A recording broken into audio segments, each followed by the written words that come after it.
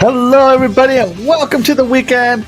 Welcome to the Iconic Video Games Podcast. I am your host, Axle1324, and I am alone this weekend. Of course, as you guys know, Princess Zelda has taken a leave of absence for a couple of months to deal with her education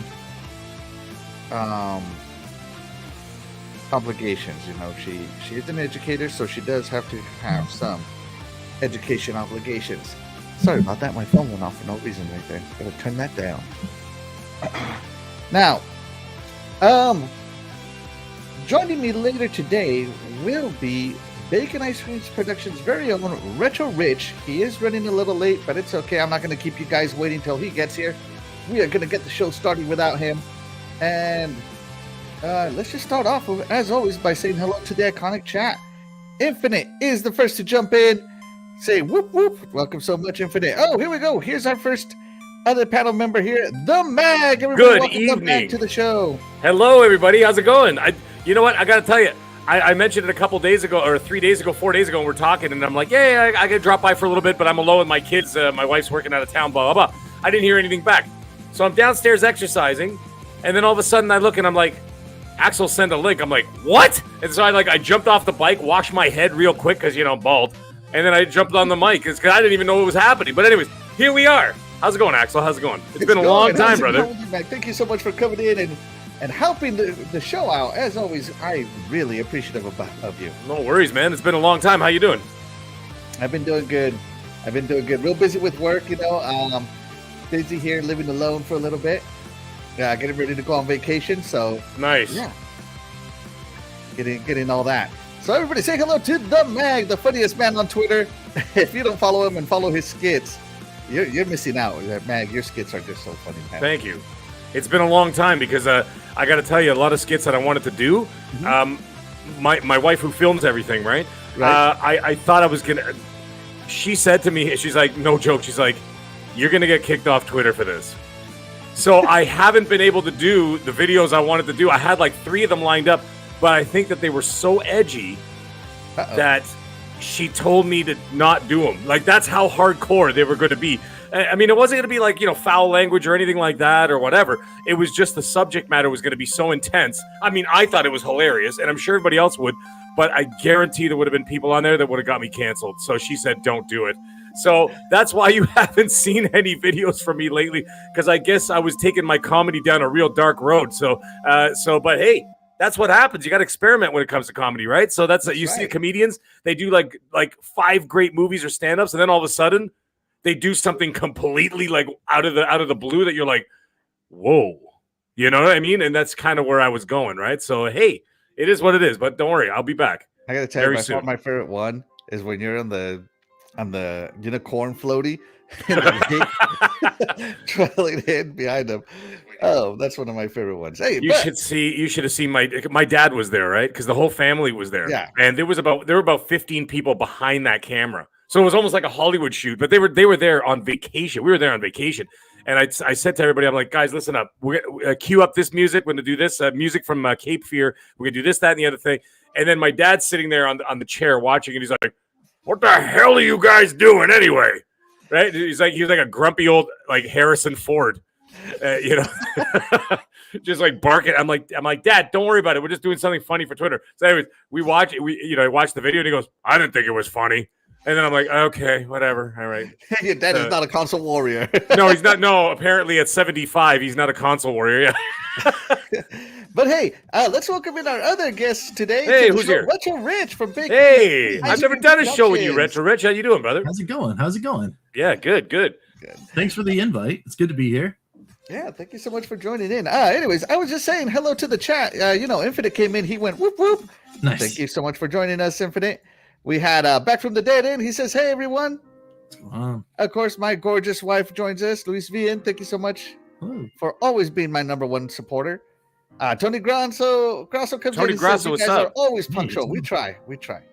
HDK, what's up, brother? I'm just gonna say hi to you. It's so much easier to say it than type. And of course, Louise Vienne, of course, say hello. I'm saying hello as well. She said hi to me in the chat as well, and hi to everybody else in the chat. And Brandon Foltz, Doggy Dog has been fired. That's where he is. He's on the unemployment line. Where is Doggy? I can tell you where he is. He's standing with his food stamps. That's what happened to him. And I took his whole arcade for myself. That's right. Doggy's actually, his daughter is doing some sort of arts performance at school. Yeah. That's cool. I think, and that's where he is. And of course, you can't miss those moments, you know? Yes. No.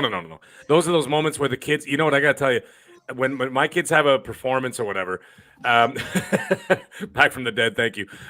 When my kids have those performances or whatever, and like I dread those things because I just don't want to watch like other kids do lousy performances. Let's face it. Come on, let's not lie to ourselves, guys. Right? But then the thing is, then this magic moment happens, and you know what it is when the curtains open up and the kids like the first thing you see is your son or daughter or whatever, and they're looking for you.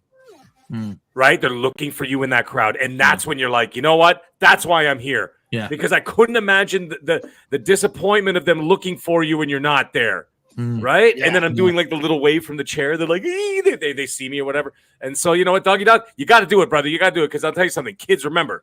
They always remember. They will hold it against you. Trust me. Somebody didn't show up to some of my things. And I, to this day, hold it against them. See what happens? He's scarred for life. Absolutely. Mags E joins us. Thank you so much, Mags E. Appreciate you jumping in. All right. We are going to talk about the Mag's favorite topic today, Nintendo. Oh, wow. Okay. All right, guys. It was a great show. Thanks for inviting me. We'll see. No. So if you know anything about the Mag, you know he really is not a Nintendo fan. Not anymore. Not anymore. Now hold on. You got to put it in perspective here. They bother me now. I have 2 Switches in this house. But anyways, get into it, and then I'll get into my spiel. So as we know, we had a Nintendo Direct this week, which was, in my opinion, a very good Direct. Was it their best? Maybe not, but it was a very good one, in my opinion. And of course, you know, we got release dates to the game I'm looking forward to the most this year, even more than Starfield, and that is The Legend of Zelda: Tears of the Kingdom. I'm a huge Legend of Zelda guy. I have a Zelda shrine in my game room. So I am very much into the Zelda game thing. So, and for the Mag, who used to be a Nintendo guy, but not anymore, you know what? They got a lot of remasters coming in, a lot of those classic games. You know, they got black and white games for you there, the Mag, for you to enjoy. Hey, you know what? I have nothing against the show. It's a hot show. Okay, so far, I got to say, as a gamer overall, 2023, we've been spoiled rotten so far. Now, mind you, I can't say we've been spoiled rotten. I almost feel like we kind of deserve it because 2022, outside of the PS5 had a great year, in my opinion. Yeah. But everything else, if you were a fan of anything else, you might as well just put it in your closet for the year. You know what I mean? So I wouldn't even call this like, you know, we're getting spoiled. I would say like we kind of owed this at this point, right? Especially because a lot of it was like, postponed because of the pandemic, whatever else. But so far we've had 3 hot games come right out of the gate. You know, we had the Hi-Fi Rush. We had, what the hell is it called? Hogwarts Legacy. And then, damn it, what's the other one? There's a third one? No, not Forspoken. Anyways, it'll come to me. Either way, and then we got a bunch of games. Right. So let's see. Swear there were 3 games that came out. Well, either way, it's Hi-Fi. And then, of course, Xbox had a fantastic show. Oh, you know what I'm thinking of? I'm thinking of Resident Evil 4 next month and Wolong and whatever else, right? So, sorry, I'm thinking ahead as opposed to behind. However, Xbox had a great show. I thought that was a wonderful show. That what was it, Developer Direct? It was the best show they've done. It's the best show they've done, and in my opinion, in like 2-3 years. There was an E3 they did a couple years ago. I thought it was good. And then Nintendo, who I gave no credit for, comes out and puts together a hot show. I mean, they got the Metroid Prime situation, Prime remake, whatever. I thought that was really good. I'm like, you know what? I'm interested all of a sudden. Of course, Zelda's always going to be Zelda. You know what I mean? Especially now they keep pushing the envelope forward. I have some thoughts about their pricing, but I'll get into that later. But anyways, my overall impression is that I thought they put on a great show, and this is wonderful to see. This is like a 1-2-3 punch that we're going to be getting from 2023 and on. Because, I mean, you got Xbox swinging hard for the fences. You got Nintendo swinging hard for the fences, especially considering I personally think these are the last games of the generation. I think after Zelda's launched and everything else, that Metroid Prime 4, the one that they scrapped and started from the ground up, that's not coming for this console. That's the next console. Yeah. And the next console will be launching within the next year and a half. So most likely fall of 2024. So anyways, that being the case, what they've got left for the last legs they've got left on this Nintendo Switch. I thought it was a great show. It was entertaining, and at least we got 2 big titles that I'm personally interested in, and it may actually get me to turn the Switch back on. So kudos to them. Oh, hey, I'm actually interested. What are those 2 titles? Well, the 2 titles would be the Metroid Prime remake and, of course, Zelda: Tears of the Kingdom. Mhm. All right, so those are the stars of the show for you. Okay, that's great. Hands down for me, yes. Awesome. Retro Rich. Yeah. They had a lot of retro games here, a lot of remakes on this show. Along with the new stuff. What caught your eye on the Nintendo Direct? There were some head turners for sure. The biggest news for me that coming out as far as the retro scene was the announcement of all the Game Boy stuff. Mm-hmm. That is very intriguing to me because I, growing up, never actually had an original Game Boy. So Really? Most of that library to me is basically Discovery Central. I played a couple games here and there. And then other than that, it was just, that was it. I was only playing like my friend's, console. It wasn't until the Game Boy Advance that I finally got mine. Right. And then I was playing advanced games, and the rest of the library was like, oh, well, it's, at that time I was all about the new stuff, growing up, because I just consumed everything. Little background story to me and my, gaming life. I grew up with an Atari 7800 in the house. 7800, all right. And then after that, my parents said, okay, well, you had a 2600 for a little while. We got you the 7800. You're done. We're not getting you another console until you can go to get a job and get your own console. And that was it, right? They held firm. I did not get another console from them at all. Anyway, we had computers in the house, so I was able to play some of the early computer game stuff in Apple IIe, and we had 386 and a 486, and I get to play some cool games on the PC, but no other I went 2 other places to go play my consoles and handhelds. So this is awesome though. This whole news about the Game Boy games coming to Switch Online is really cool. I will 100% check that out. I do have Switch Online Plus because it gives me access to the Genesis stuff, which is another that's near and dear to my heart, which is really cool. So that's exciting. It's nice to see Nintendo kind of bringing out the hits a little again, and having people get excited about Pikmin, and having people get excited about Metroid, and even though it's not Metroid Prime 4, it's just Metroid. That's very cool. And then of course the big winner to me is, I'm a huge Zelda fan as well. And that game's got to be a day one for me. I've got to dip in and get that one. So I'm excited about that as well. And it looks phenomenal. Can I add a couple more things here? I just looked through the list of the Game Boy. See, I never had a Game Boy Advance. I had an original Game Boy, right? So the thing is that hold on. There's you guys getting a massive echo going on? I got a little one in my ear. Really? Yeah, just a little one. I'm getting half of my sentences sent back to me. All right, sorry about that. My mic was not plugged in all the way. It might have been mine. Yep, no, it's gone. It's gone. No, it's still there. Hopefully, it goes away. Anyways, what I was going to say is there's 2 games that brought me back. So I had a Game Boy. Funny enough, Retro Rich, you had it pretty bang on there. I actually grew up as well with a PC in the house because my dad didn't like consoles, as I had, and he wasn't a big fan of it. So I used to get a lot of games on PC. We used to have them on disc, and then we would just copy them from one person to another, and just have basically bootleg PC games of Nintendo games or whatever, right? Anyways, the 2 games, I had a Game Boy when I was in university, when I used to take the subway and the bus and the streetcar to get to classes and whatever else, and I had a Game Boy. The 2 games that stood out to me then, there was Super Mario Land, which launched with the Game Boy, and the other one was Wario Land 3. That did not launch. That was a couple years later, but still, I see that those games are on the list that are going to be part of the Game Boy Online thing. And I'm like, you know what? I would actually subscribe for a month just to play those two games through again, just to get that nostalgia feeling. Because I got to tell you, those games for that time, especially for the handheld, I thought were revolutionary with the dot matrix and everything, and the movement and the way, like the way the frame rate was for the pixels was remarkable. Because up until that point, what do we have? Tiger Electronics. You know what I mean? Exactly, Where it had like the pre-viz graphics of and it just highlighted what was already like imprinted on the screen, and to actually have something move was absolutely incredible for its time. Anyway, so I will dip in for 1 month. I'll give them 1 month so I can burn through some of those games I used to play. Although Super Mario Land 1 is not there, but Super Mario Land 2 is there. Yeah. So I'll play that, and then I'll play Wario Land 3 because Wario Land 3 was amazing. If anybody hasn't played it, please go and play that game.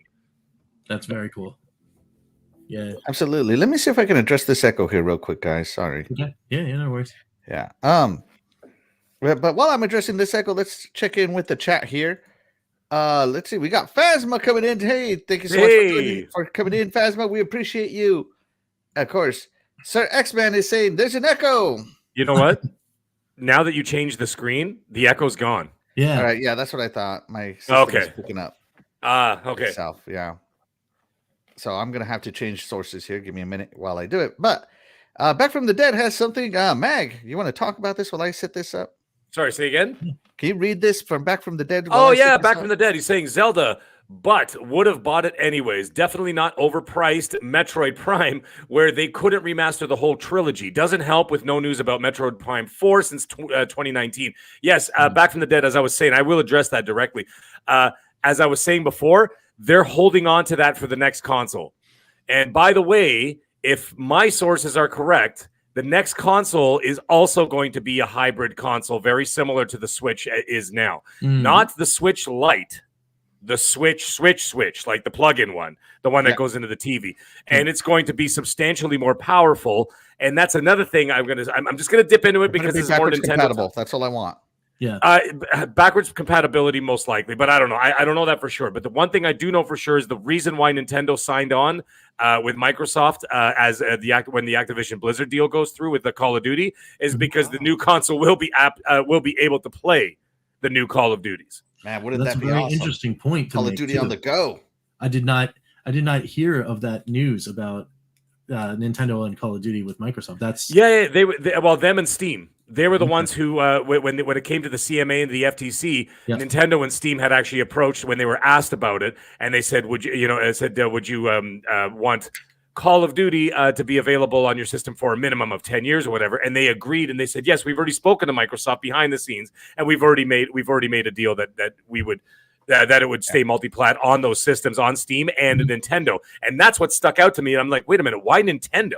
right. I'm like, as it stands right now, Nintendo doesn't play anything.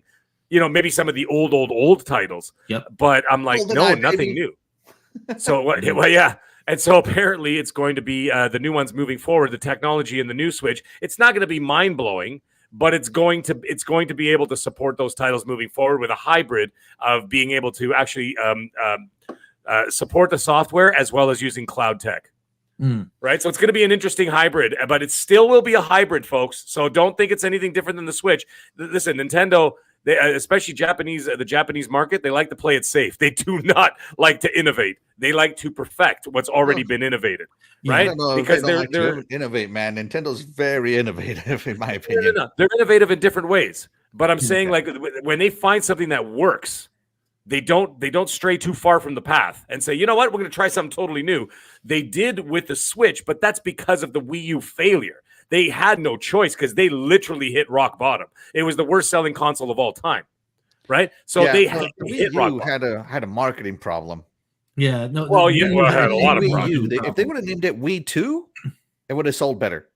I almost agree with that. I mean, because during that time, I was a GameStop store manager. So I remember all of that marketing push. And I could not tell you how many times a customer walked in and then we were like, hey, you're getting psyched up for Wii U. And they're like, what's that? And that's okay. That's bad. That is when you have to explain to someone what a Nintendo product is, you're in trouble. You know, it's interesting you mentioned that, is that I was confused with and a lot of people were at the beginning of the Xbox 360. Yeah. Because there was the Xbox, whatever, and just Xbox. And then like they're like, well, why the hell isn't it called an Xbox 2? Right? Because PlayStation was going 1, 2, 3, 4, right? And so it's like, what the hell is a 360?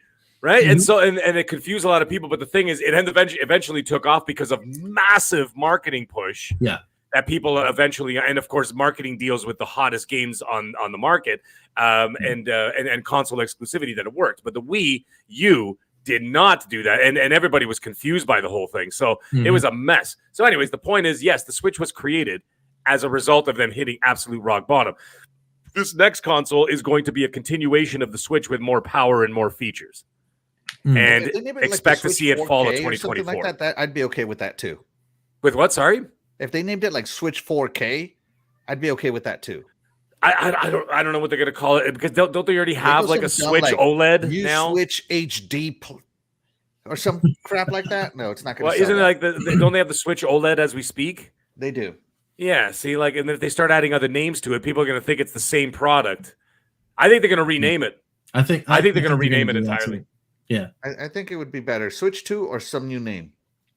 I think it's going to be a different name. And the thing is, the other reason why is because they could take old games from the Switch and sell it on that system, which they were doing with the Wii U. Guys notice that? On the Switch, 100%. A lot of the Switch games were Wii U games. 100%. They ripped off the Treasure Hunter or whatever. Yeah, well, there's a ton of games, and then they just basically tore off the label and stuck Switch on top of the Wii U, right? And then they resold it for full price. Yeah. Which, by the way, brings me to my next point, which I'm going to be quick. I know Axel's got questions here, but $70. Let me tell you something. Switch is Gen 7 tech. The reason why Sony and Activision went forward with a price hike is because they specifically said that next gen tech is costing them a fortune in development. Right? What the hell is costing them when it's a 2-year-old gen? Technology that they're using. What is costing them more? Nothing. You know what it is?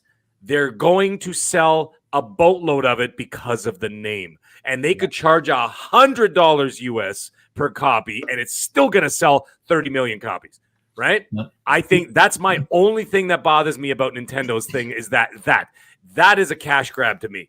The only thing that they could have gotten away with in this argument to the general consumer, I think, in my opinion, is that if there already was their next device that they announced and they were going to do one of those, backbone things, the bridge, you get the Switch version here and you get the whatever the new one is here. They're both going to be the same price because we banked all our dev costs for the new system.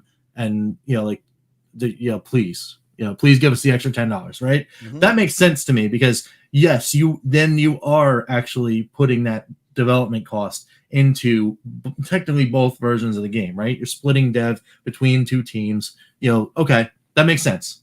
But without that, minus that, then every consumer has the right to then voice that opinion and be like, no, you just asked for an extra $10 because the other guys are doing it. And they can get away with it because it's Zelda.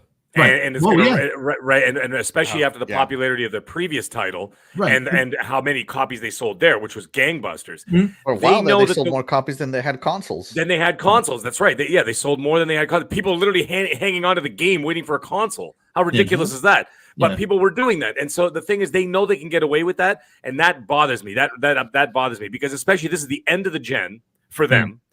And they know it's the end of the gen. I wouldn't be surprised if they actually announced something very soon, as in this year. It could be as early as this year.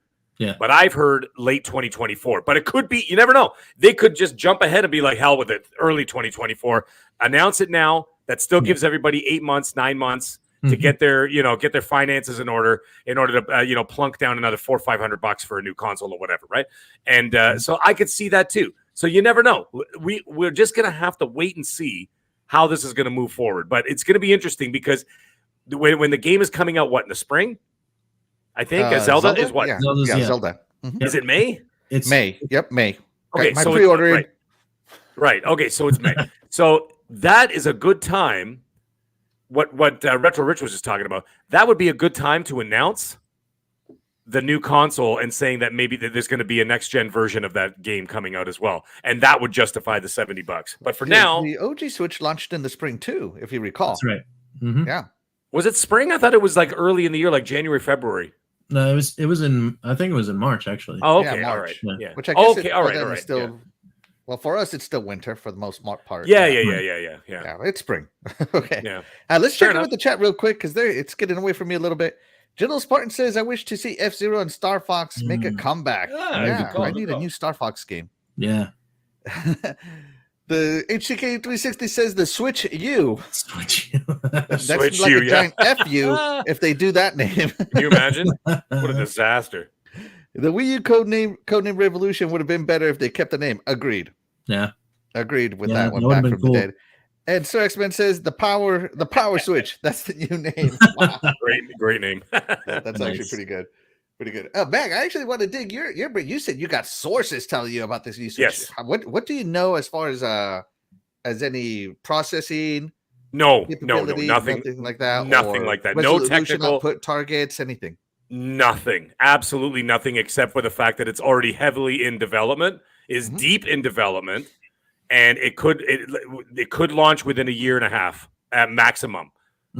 So that's that. Like, but I said, you never know. It could be maybe, it's not outdated info. I know that for sure. This info is less than 10 days old. So I would say that this is probably somewhat. It could be anywhere. I would say from, let's say, March 2024 to September 2024. Okay. It's so funny you say that because at work I'm designing some circuit boards, right? And this one circuit board I'm designing, I'm calling my sources that I always call to get my microprocessors, my gates, everything I need for said circuit board, right? And they're like, oh yeah. At first it was like, oh, we got a 16-week lead time. Then it moved up to 36 weeks. And then it moved up to, now we're all the way up to a 52-week lead time, a year. Ooh, what? So we have things on hold that are technically designed, ready to go. We just don't have the components. Wow. It's getting crazy out there. And just when you think it was actually the supply chain was getting better, because I know that like for example, like when I got I bought my first Tesla, and it took 7 months to get it.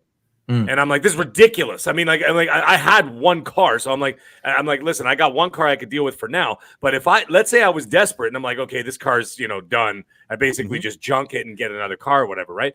Right. If that was the case, how screwed would I have been for 7 months, right? But you know what I mean? But now I just talked to one of my coworkers that ended up getting a Tesla as well. They got it in 3 days. Wow. Because they had a couple in the lot. Not a couple. They had like a fleet of them in the lot. Unfortunately, those ones were white because that's the standard color for them. Well, it's like an Xbox 360 refurb. Just sitting there. Right. They're all white, right? Because that's the standard color for those cars, unless you get a custom job, right? Right. So they had a bunch of white cars just sitting there, ready to go. And I'm like, hey, wow, the supply. And then they said their supply chain problems are over. So that's good. Microsoft, Sony, I bet you, and Nintendo and Apple and Samsung clearly don't seem to be having an issue. They're all launching new products. Did you see that PlayStation or Sony launched that campaign a couple of weeks ago? Said, thank you for your patience. PS5s are now available all over the world with no supply issues. Yeah. So they did that. Xbox, it has no issues. You go into any store, there's Xboxes piled up there, right? The Series X and the Series S, no problems. Apples and Samsungs are releasing phones like mad. Tesla's releasing cars like mad. I bet you Nintendo has their stuff in reserve, right? Because they're probably stockpiling for a launch. Yep. And you know how Nintendo operates. They like to undercut so that the demand is so high. People go insane, ripping their skin off their faces, trying to get one, right? Because they like to put that demand in there, right? So that it's on the tip of everybody's tongue. Did you get the new Nintendo? Did you get the new Nintendo? Because no one can get it, Right. and they love that buzz, right? They're masters at it. Oh, It's so funny to me on Nintendo. single They're like, launch. in the first year, they'll release less than 1 million consoles. The next year, they'll be like, oh yeah, 1.3 million consoles will release this year. Yeah. It's they do. You guys remember the NES Classic? Oh, yeah. Like, I almost had to murder people like the Purge to get my hands on one. I mean, like, come on. It was $30. Yeah. You know what I mean? Yeah. Like you could have produced like 25 million of those things. Yes. But they wanted it on CNBC, NBC, MSNBC, CNN, ABC. They wanted everybody talking about how no one could get their hands on it, right? Same thing with the Switch, because it drives up demand to the roof, and it works because everybody's like, well, I want what I can't have, right? That's human nature, right? Well, and they seem to know too, like when to stop, right? They push it. Everyone's at a fever pitch. It's just about to start waning, and then all of a sudden they flood the zone, and everyone, they just come in, they clamor, and they grab them all, and then they're out again, and then the story comes right back. You know, like you still can't get them. There was another wave, but you missed out, and it's like, wow. Yeah, they are masters of it. And you know the funny thing is, we all see it coming from a mile away, yet we still fall for it. So we all want it. And a year and a half from now, we're all going to be arguing about this exact same thing, going, damn it, that new Switch Revolution, or whatever we're going to call it. Nintendo Revolution, they can't get my bloody hands on it. I thought I almost had one. It was in my inbox, or it was in my cart. And then as soon as I clicked it, a bot bought like 8 of them, and I got, whatever, right? It's going to be the same old story. Oh, man. Same old story. That was Splendiferous, I see you. Smart. Yeah, I won't even say it. I won't Shout out to Splendiferous, actually. He says, the royal dirtbag, I wonder who that is here. I'm assuming he's talking about me or himself. One of the two. That's right. Shout out to Splendiferous. Thank you so much for joining us. We appreciate you. And shout out to Harry Balzac. What's up? He's been appearing in a lot of chats lately, actually. It's funny. I do Boom shows. He's there. I did Colt Eastwood's show. He was there. I did Mooch's show. He's there. And I'm like, where's this guy just following everybody? He must listen to literally every show that's on YouTube. It's fantastic. That's awesome. That's right. Well, and we appreciate you, by the way. Yeah. Come see me tomorrow. There you go. You might find him in there too. That's right. 11 a.m. EST. I'll be there. That's right. 11 a.m. Oh, yeah. Speaking of which, Retro Rich, tell us about your show. I haven't even given you your chance to talk about your content. Go ahead. It's all good. Yeah. So I'm a big retro guy, right? Bacon Ice Cream Productions. We're all about the retro over here. I've got a show that's kind of like a variety show, a little bit of news, a little bit of games, a little bit of all that kind of stuff. We call it Good Times with Retro Rich. That's on the weekdays. It's usually a pre-recorded video. It's me telling you either all the latest retro news, of which there is many stories that have been coming out in the last year and a half, which is awesome. Really awesome that the community is going there. And then, of course, we have a show every Saturday, 11 a.m. EST, called the Evercast, where we talk pretty exclusively about Blaze Entertainment's product, the Evercade. This is the EXP right here, a handheld device. Hold on, let me see it. Oh, yeah. Yeah, put it on full screen. The there Evercade you go. EXP, if I can get it close enough. It's just it's so white, it's just getting washed out. But yeah, there's that. And then, of course, we got the Evercade VS, which is a home console version, where you can put two cartridges in at the same time. And these cartridges are actually collections. Every one of these doesn't have just one game. This one in my hand actually has 14 games. Nice. This being the C64 collection, so a whole bunch of Commodore 64 games. That you can either take on the go or play right in the console. They both have the same feature set now, which is really, really cool. Nice. So yeah, we talk about that and all of the games therein. There are now over 350 games total on the Evercade that you can play, and we talk about all of that every Saturday. Now, it's weird that I'm pitching this show on my channel, on Bacon Ice Cream Productions, as I am about to pass the baton to my buddy Ed, RetroKill-9 of the Evercade Effect, and he will be actually taking over hosting duties as of the 18th of February. So it'll be pretty cool. Yeah, it's cool. I know. Obviously, I know who you are, and of course, I listen to Mike Mullis all the time. So we're always, your name always comes up. I was wondering, are you actually part of the Gamers United Guild? I am. Yes, you are. Okay, I wasn't sure Guild. Yet because I know he talks about Bacon Ice Cream Productions all the time, and I'm like, I wonder if he's part of the guild, but I never asked. Oh yeah. So. Yeah. Okay, so you guys are all part of the guild then? Yeah, we're always hanging in there. Yeah, it's me and Ever Canadian, which is another member of the Gamers United Guild, and then Crow Continuum and Evercade Effect are not. I don't know why. Maybe we should fix that, maybe. But it's the four of us do the Evercast together. And of course, all four of us on our separate channels do Evercade news and reviews and all that kind of stuff in our own unique ways, which is neat. That's right. And Ice Cream Productions channel, or your channel, Retro Rich, just joined the 1000 Club, the monetization club. Hey, That's right. That's right. Yes. Thanks. Thanks for that. Yeah. It was a long journey. Well, for Bacon Ice Cream Productions, because we never thought we were going to get any subscribers, let alone 1,000. We started our journey back in the podcast days, pre-YouTube, 17 years ago.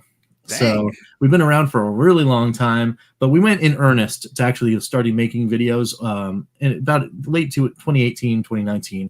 We were actually doing non-video game related content. It was all board and card games. We're talking about Transformers TCG, a wrestling game called Super Show, SRG Super Show, which is a really cool card game. And then random things. Way back in the day, we used to go to board and paper card game and RPG conventions and interview folks out there, which was really neat. But once the pandemic hit, obviously we're not going anywhere and no one could sit around and do anything. And I was like, man, we've been doing all these videos. I'm like, I need to keep doing them. So in my isolation, I'm like, what do I really like? And I'm like, oh, I really love retro games. So, I actually got a kick from my buddy Pete, the Ever Canadian, and another friend of mine, Chris, the Atari Creep. And he told me they both were like, you know what, you should just turn on the camera, just start doing stuff. So I was like, okay. So there it is. I just did it. And then, the rest, as they say, is history. But yeah, it was cool. Very cool. Very fun stuff. And we're having a lot of fun. And every year, not only do we have a lot of fun over here, we also do a lot of cool things for charities. I team up with my buddy, the Atari Creep, every year, and we do a lot of really awesome stuff for the Walk to End Alzheimer's, which is Chris's cause. He had his father passed of Alzheimer's, and he does a walk every year to honor him. And I just thought that was so awesome that I wanted to do anything I could to help. And so every year we team up and do cool videos back and forth between the channels to bring awareness and all that kind of stuff. So it's really neat. Yeah, it's a lot of fun. That is really neat. So, thank you so much. And of course, thank you so much for coming on to the Iconic Video Games Podcast. Heck yeah. We appreciate you, Rich. Yeah. Gotta show that big love, right? That's right. We appreciate you, just like we appreciate Splendiferous here. He says, I don't appreciate Splendiferous. I like how you just threw me in there like I'm actually a dirtbag. You are Splendiferous. Let me tell you something. See, you got nice guys here like Axel and Retro Rich. They might be nice guys. I'm not. I will tell you exactly what you are, and you are a dirtbag. You always have been. You always will be. And the best part is you're going to continue to sit here and listen and support these podcasts as we insult you while you're doing so. That's exactly what's going to happen, and it's going to continue to happen. Oh, my. And I want you to send super chats to Retro Rich starting this Saturday, tomorrow, because now he's hit the 1,000 club. Super chats start tomorrow morning, and you have to put minimum $10. And we want your milk money. Your milk money? Sorry, I don't know. I just thought I'd push it to as far as we could go. See how we go. Oh man, it's been a long time since I've seen some of these names, man. It's been, because I used to, obviously I was with Noof and stuff. I was part of the Gamers United Guild for a very short period of time before I moved on to other things. I moved on to other things. I couldn't do the show anymore because of work, right? So that was a big problem, especially that, like I was telling Noof, I'm like, Noof, dude, I can't do the show anymore. I'm like, we literally finished the show and I got to be at work in 4 hours. Dang. And that doesn't include sleep. Like I can't do it. I'm not young, but I ain't old. But I ain't young. So dude, I can't sleep 3 hours and go to work, especially with what I do. And I'm like, I'm in charge of a lot of stuff. Now I'm the head honcho. I'm like, I can't be that guy. If something serious goes down, I can't be asleep at the desk, or you know what I mean. I have to be. Yeah. So, anyways, that didn't work out. But anyways, it's nice to see the people in the chat. I haven't seen it so long. So it's great to see it again. So it's nice. Absolutely. But welcome on this show anytime you want, Mag. Anytime you have time. And then now of course I've got family stuff going on, which I can hear the stomping going on upstairs because there's nobody watching them, right? So I can hear. It's like my skin is crawling. So I'm like, what are they doing? They're fine when you can hear noises. It's when it goes quiet. Oh yeah, no, Yes. yeah. When it goes quiet, then you know they're really up to no good. Yeah. That's right. Yeah, they're up to something up there with those cats and stuff. I guarantee all 4 of them are up there just causing a ruckus. But anyways, let's talk Nintendo instead. Nice. So I don't have to think about it. It's Tim. It says, Hey, Timmy. welcome to the show. It's Timoth. We appreciate you. And Mako Powered Gaming, who I, again, had the very esteemed honor of narrating one of his Batman episodes. Thank you so much for that opportunity, Mako Powered. Nice. He says, hey, I can't stay for long, but I wanted to drop by. Hey, thank you so much. We appreciate you. And let's see. Can we go back to the green, to the light green and dark green graphics? The dot matrix graphics? Yeah, Nice. that'd be something. All right, so let's talk Nintendo. Let's get right into it. And the Nintendo Direct, you obviously know what we thought. And I thought it was real interesting that the mag was talking about the new Switch 2. I asked the chat, hey, will you buy a Switch 2? 44% said yes, 33% said no, and 22% said maybe later. Mm. So there you go. Some people. So either way, you can consider that a win for Nintendo. Yeah. Because just like a casino, one way or another, they're going to get your money, right? Yeah. Yes. So there you go. Yeah. And Yeah. so I want to talk about real quick is the Nintendo. What's on the screen right now? The Nintendo Online Plus Expansion Pass. So the Expansion Pass now includes OG Nintendo, Super Nintendo, some Nintendo 64, Sega Genesis, Game Boy Advance games. That's 6 systems in the past right now. Yep. All of them you have unlimited access to these games, just like on Xbox Game Pass, right? Is this a good deal now? Do you think Nintendo's finally their online program is finally becoming a good deal? Mag, let's go with you because you are the most critical, and I want to hear some criticism. Oh no! I got nothing negative to say about this because this is a good start, and the reason why I say start is because Nintendo has hundreds, if not thousands, of games at this point at their disposal, and the fact that they were able to also tap into Sega as well is a big move. And I'll tell you, the other thing is a lot of it is for oh my God, why can't I think of the name? See what happens when you get old? Emulators. They're battling emulation. Yeah. Right. And so why not get the prime quality, right, from the original source code, essentially, right? So getting the original games from the original source code and being able to play them properly as opposed to someone who just emulated them on a PC or whatever, because that's what a lot of people end up doing, right? Let's face it. I actually have a friend who has up the road. He has a bunch of arcade. He works for a cable company as a top technician. But on the side, you know what he does? He makes arcade cabinets. And what he does is he programs, he makes like full size, like NBA Jam, like Konami, like the 4-player ones and stuff. He does all those and he'll put 5,000 games on them or whatever, right? And he'll actually put in like the actual tube TVs and everything else as opposed to LEDs and whatever, because they show up better on those, right? And anyways, the point is that Nintendo doesn't want those people to do those things. They want the money for themselves. And hey, like I said, you're going to get the better quality from them. Right. So this is a good start. I could see them building the library, but you know how they are. They're going to do it slow because they're going to sort of, they're going to milk it for as much as they can. Right. And then I could see that the next gen console, watch them just expand it even more so. I mean, look at Game Pass. Game Pass started with exactly 99 games. Okay. And then over the course of the last 5 years, it's gone up to almost 600 if you include EA. And if and then of course, just wait. As some of us know and whatever, Ubisoft Plus is coming as well.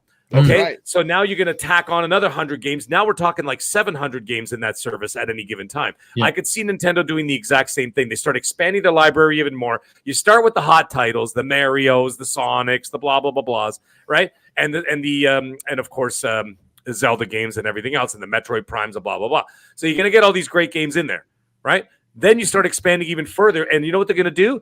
I think they're going to start listening more from the fan base, and from the fan base, they'll say, "Listen, what games do you want to see?" Right? And then they start taking polls. People are going to start putting them in there. What does it take? It doesn't take much. It takes a social media manager to check it once a week to see what the final tallies are. You just did one, Axel, in the chat. Right? You just did a poll. You do a poll with a bunch of different games. What games do you want to see? They send it off to Nintendo. They start putting it out there. Great marketing. And what does it do for them? It's great PR work, because then it looks like Nintendo is listening to the consumer, and people will be more apt to spend their money by you know what I mean?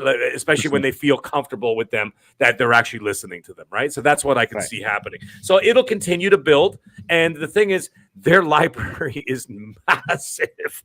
I mean, it's crazy how many games were on the original NES and the Super NES alone. Never mind the GameCube and the 64 and all that other stuff. I mean, my God, I know retro collectors. You could build a house out of cartridges from those days. Yes. Right? And it's remarkable how many games they've had. And so you're not going to get all of them. A lot, let's face it, I'd say about a solid 40% of those were shovelware. Just watch Angry Video Game Nerd. Okay. He'll tell you all about the shovelware coming out of Nintendo and Super Nintendo from those days, right? But the good ones you're going to get. But they're going to need the help from the consumer, where they ask the retro community and say, what do you guys want to see? And they're going to keep adding to it, just like Game Pass. And I could see them building a solid service out of that. I think it's a great idea. So the bones are there, is what you're saying. The bones are definitely there. I mean, I would subscribe to it now, but I mean, between the Series X, the PS5, doing shows, working for a living, dealing with my kids, I can't get another subscription service in there.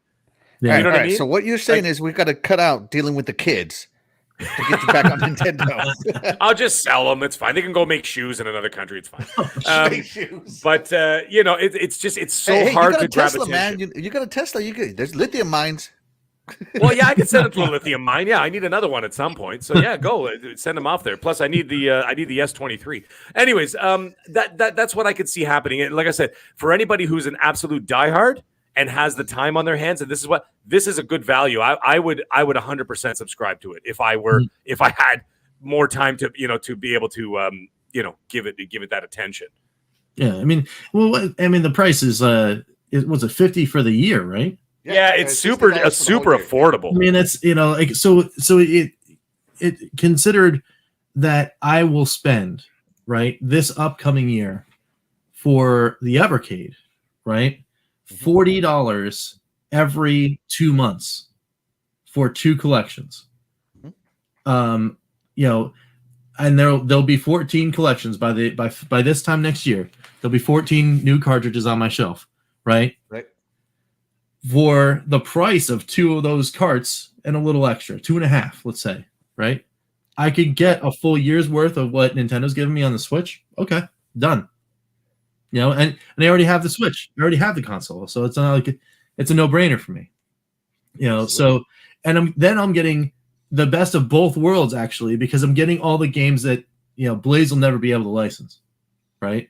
So it kind of like supplements my gigantic collections of collections, right?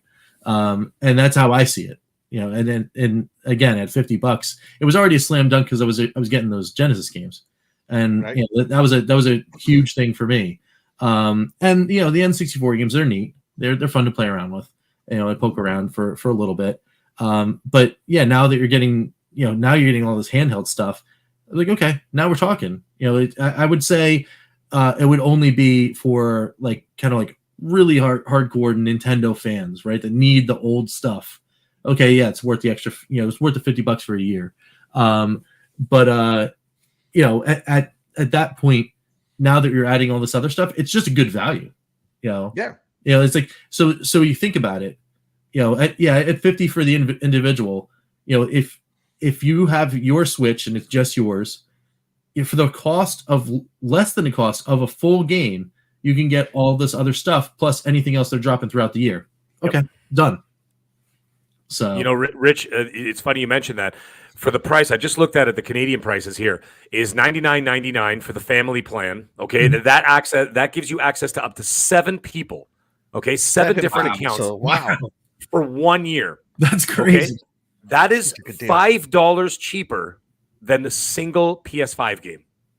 Yeah. In Canada, because a PS5 game in Canada is $104.75 with tax. Wow. Because we pay a monster load of tax because of the free healthcare, right? Which of course we're paying through the note for, but let's face it, it's still cheaper than what you guys are dealing with. But anyway, the point is that's a lot of $15 of that is tax. But still, the point is it's $104.75 for a PS5 game. It's $99.99 for a family plan for the entire year, and up to 7 different accounts can use it. That is pretty remarkable. And that begs the question, by the way, what is Xbox waiting for? I don't want to get into a separate conversation. I'm just posing it as a as a theoretical question. What the hell is Xbox taking so long with their family plan? Like, they announced this a year ago. Phil, wake up. Yeah. You know what I mean? And by the way, I did a show where Phil listens to, and I did say that, and I know that Phil was listening. So we'll see. We'll see if he actually says hi to me at E3 this year. when he sees me, it'd be like, "Oh, you're the guy." But I'm like, dude, you announced it in 2021. It's 2023. What is the problem here? Nintendo is doing it. Up to 7 different accounts. Are you kidding me? We all know that Nintendo's online program is not as good as Xbox's. Not as good as Xbox's, but you know what? Nintendo's moving forward. Yeah. I mean, and you know, like, come on, man, they're making moves. Yeah. By the way, are there expansions for this game? What the hell is that game? What was that? The Disney game? Oh, the Dreamlight Valley. Yeah. Oh my god! You know my wife has get this. My wife has put 160 something hours into that game already. Wow. She is obsessed with it. So the first expansion already came out. I think this is the second one. Oh, she's already buried the first one. The first expansion, done. All of it. Now she's waiting for the next one. Yeah. Anyway, sorry. I was just going to say, that family plan is a great deal. Like I said, for the price of one single PS5 game, or cheaper than a PS5 game, you can get that entire service for the entire year. I mean, why not? I mean, it's, I've done worse. I mean, you could buy Forspoken for $105, right? Or you could buy this and get access to hundreds of games for your entire family. Right. So I am a retro collector. You know, I have all the consoles. I got them all, except for the PS5. Yeah, I don't have enough reason to buy it yet. Right. But I'm sure I will by the end of the generation. But I have all the consoles, and for me, I emulate to save on my consoles, because wear and tear is real on these old consoles now. You know, some of them are 30, some of them are entering 40 years old, and some of the games, they start to suffer from a little thing called bit rot. Yep. And there's no recovering that.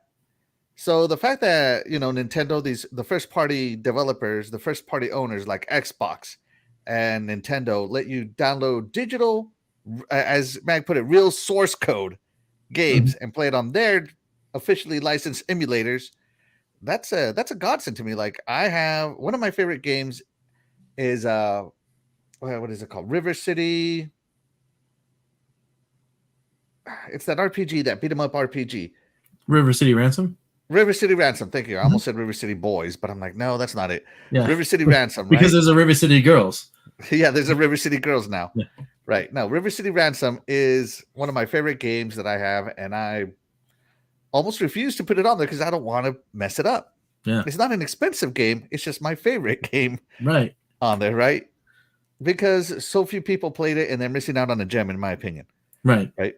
But it's just one of those things where something like Nintendo Switch Online is worth it to me, because I can save on my actual physical consoles and play it online, and that's just beneficial to me. And yeah, it's worth what is it worth? Hold on, where's Back from the Dead's thing with how much it's worth? It's worth $50 a year, right? That's definitely it. And hey, shout out to the Graphic God. He says, "Good evening, Iconic Video Games Podcast. Thank you so much, Graphic God. We appreciate you." Back from the Dead says, "I only have 237 hours in Disney Dreamlight Valley. Just have to do Stitch Final Quest, and then more gets added February 16th. Are you kidding me?" Wow. By the way, I'm watching River City Ransom right now. So it looks like it's a hybrid. I never played it. So ironically, it looks like a hybrid between Double Dragon and like an RPG. Yeah, it was made by the same people as Double Dragon. And there he is. He's got it on his Evercade collection. Nice.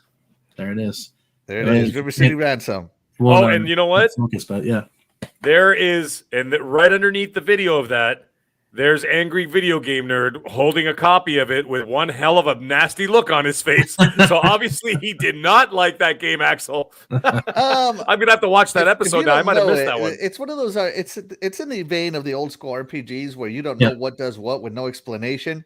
And sometimes you end up wasting a lot. It's hard to get money in the game. And if you spend your money unwisely, you will make that game 100 times harder than it needs to be. So and there's no map. You got to memorize it all. It's just forward tracking, backtracking. It's and the weird thing about like traversal in that game, because it's a side scroller, is like you can go like forward and backwards, like in the level, right? So, but it's not natural, like to kind of do those things in a side scroller. So like you will get confused as to where you are. You're just like, wait, like did I go like forward twice or 3 times? Right. Like, do I have to go to the next one? Do I have to go back one? It's you know what my dad used to do? He used to draw them. Yeah. My dad used to play games like Seamus and stuff like that. Everybody remember that game? Where you go from room to room to room to room, and it was the same thing. You could go either left or right, or up and down, or whatever, right? And it was amazing. So my dad started pulling out these big pieces of paper because he used to play it on PC. My dad, and he used to put it on the desk, and he used to draw the entire map.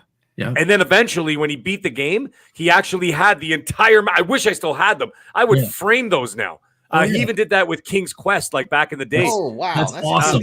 That is awesome. He drew, I swear to God, I'm not making this up. He drew every single load screen, like every single screen that you had. So like there was, if you had to walk by where there was a troll behind a tree, and then the next area was like a cathedral, and the cathedral was 2 screens because it was so big. He actually drew like an artist every single detail, and he had these huge maps that he put together, and it was almost like a giant treasure map that like a pirate would have, and it would be the entire game. That's so cool. And you know what? I got to ask him if he still got them somewhere. You never know. They got to be kicking around. I bet I would 100% frame those, and just like. But yeah, anyway, with a game like that, with River City Ransom, you do that.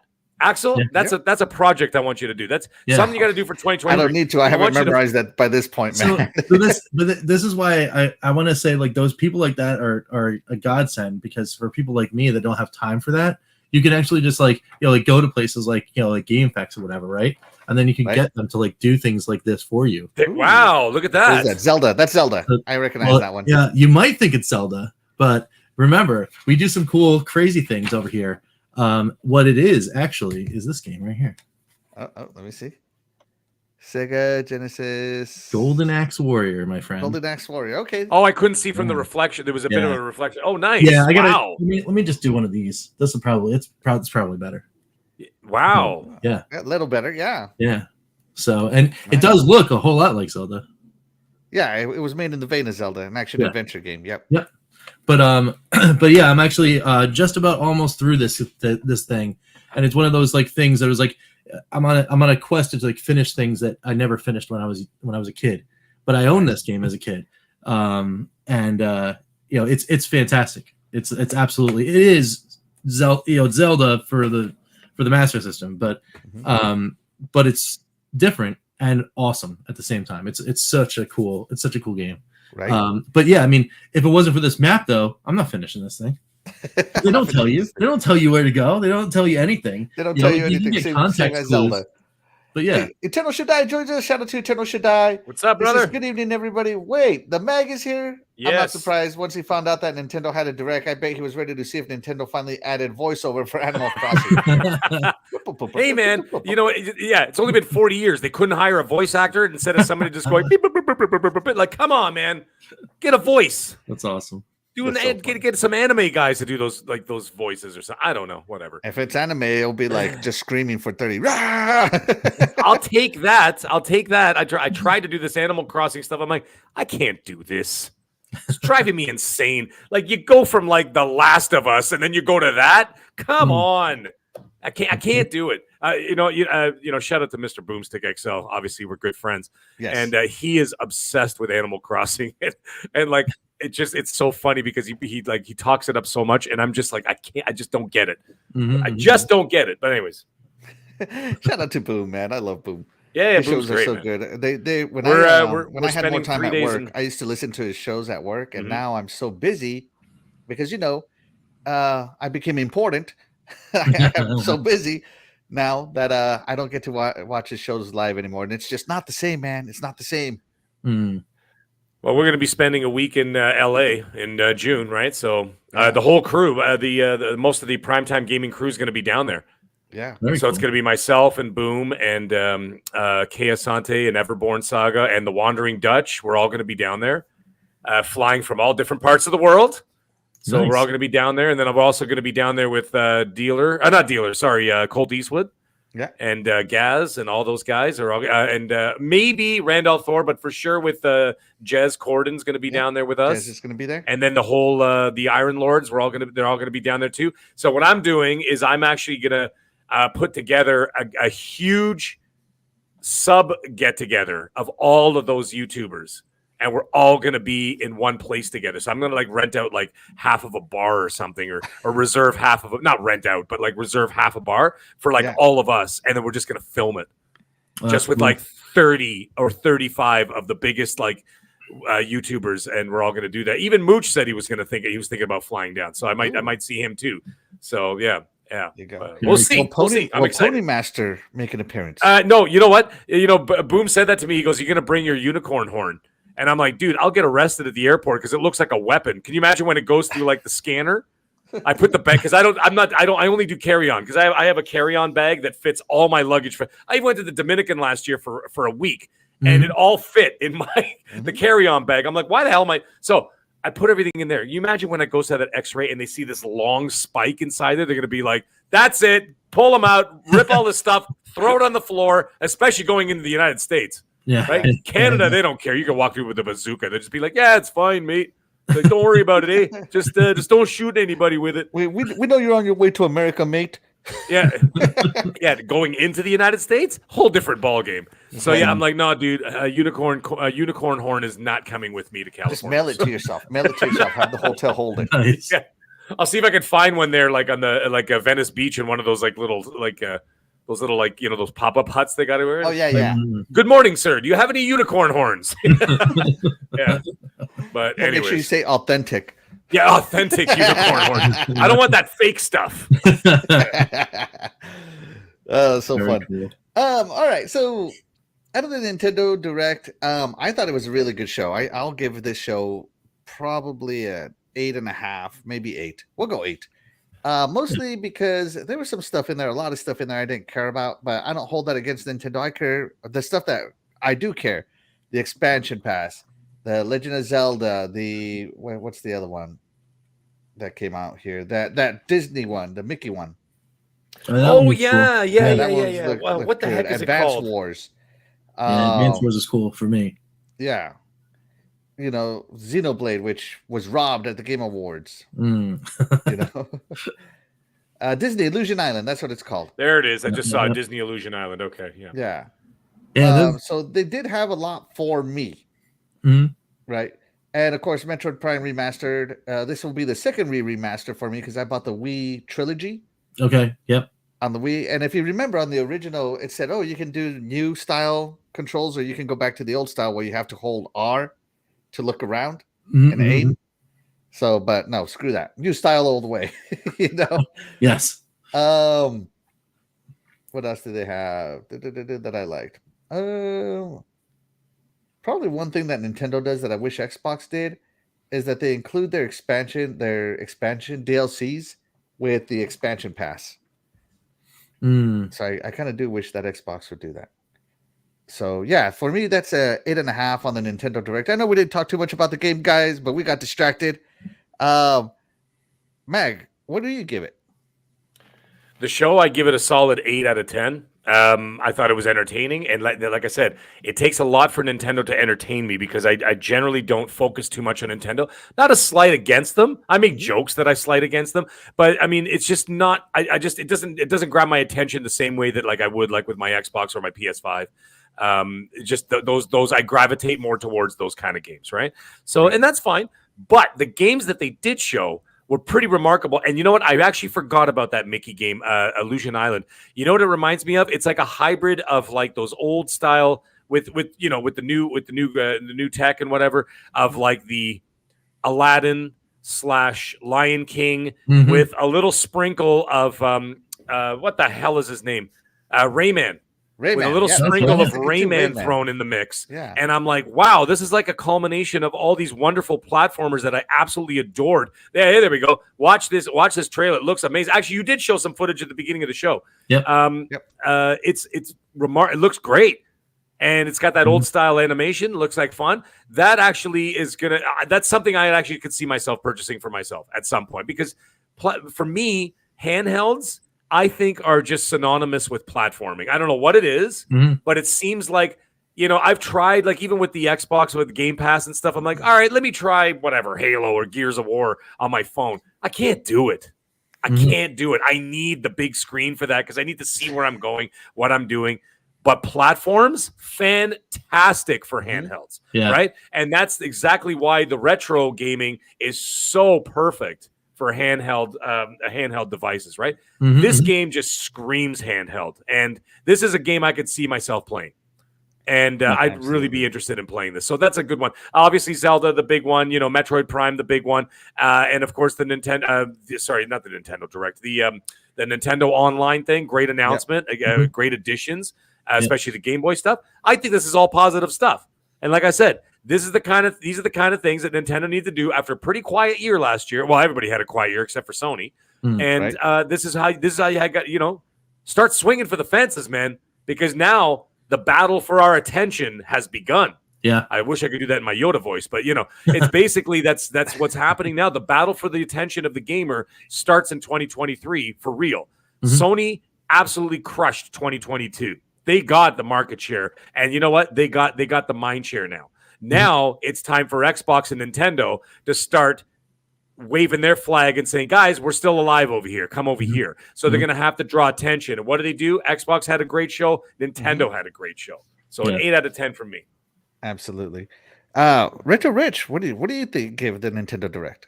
So I don't necessarily have my finger on the pulse of the newer stuff as much as I used to, right? So back in the days when I was working at GameStop, my finger was so far in the pulse, it was like in there. I was feeling my own arteries. I had the finger on the pulse so much, but once I got into retro land, right, I could just I could relax. I don't have to worry about all these news stories. I don't have to worry about it, but this thing just came out of nowhere. And it's like, oh, hey, remember Nintendo? Yeah, this is the cool thing where you can look at all this awesome stuff that's happening, and you should probably pay attention. You actually have a Switch, I don't have a Series X or a PS5 in the house yet. I mean, I do intend to bring them in to the house, but I just didn't have a reason to actually go and grab one yet. Nothing has grabbed me to then to go and get those systems, right? Plus, of course, availability, right? I tried at the very beginning. I am a Sony fan. I tried to get my PlayStation 5 as soon as it released 3 times, and all 3 times it was just as you guys were describing that earlier in the show. You're waiting, you have it in the cart, you're like, oh, I'm going to check out, and then the site crashes, or you realize 17 bots came in, and now they're going to try to sell it to you for $2,000 a piece, and you're like, but so that I just let go, right? I was just like, fun. This is a solid 9 for me, this show. Yeah. And the reason why is because it made me turn my head and go, oh, I need to look at this stuff. And actually, as you were playing the whole thing, I'm a huge fan of Tron. Yeah. I had no idea about that Tron game. Tron. This is like Tron and Mass Effect. If it had some kind of small child, this is cool. I'm about this game. Let's go. So I mean, lots of cool surprises. That Mickey game is also I'm definitely going to wind up getting that, because that's something I'm looking for things that I could play in the living room, right? And then my oldest is just about getting that age where if I'm playing on the TV with something, he wants to sit down right next to me and just start grabbing a controller. And again, it's what else is Nintendo there for, right? It's there for the family friendly stuff, right? So that's exciting, and I will be looking at all of that stuff so I can share that stuff with my son, because right now what he does, because that's what I'm doing, is he'll come in every weekend. He's all the schoolwork is done, all that kind of stuff, and he'll just come in and he'll just grab my Evercade, walk away, But I know that those things, that there isn't anything bad on any of these cartridges, right? Right. These are all games from our childhood. So I can just freely go ahead and pick one. Pick one and just play, and it's fine. Right. There's no hot slots on the Evercade. Yeah, exactly. And, I mean, not that you know. yeah, not that there's too much on the Switch, either, right? Obviously I think the version of the Switch might be Bayonetta or something. Yeah, there are M-rated games that he could stumble into, but he hasn't learned the ways of the online shop yet. So, as long as he doesn't know, he can go on the internet like Netflix. As long as he doesn't find Manhunt for the Wii, then he'll be just fine. Exactly. Jeez, that game. Yeah. So, outside of those little things, it's Nintendo's Disney World, right? For video games, it's really kind of what their whole brand is. I've been waiting for a reason to kind of really get back in, and this show I think is it for me. So that's great. It's good. Yeah. It's good stuff. Absolutely. I like what you said there, that they need to give you a reason, because it's true. Every console manufacturer needs to give you a reason to sit down and play. Like, everybody's fighting for your time, right? Yeah. And our game time is limited. Right now, what has me trapped right now is Monster Hunter. I love the Monster Hunter franchise. And the fact that it came to Game Pass and I can get some achievements, I'm playing it. Nice. And I'm sad that I waited till get it until it came to Xbox on Game Pass. I should have bought it on the Switch, because man, it's fantastic. But I did ask the chat poll. I asked them, is Nintendo Switch Online Plus Expansion Pass a good deal? 46% said no.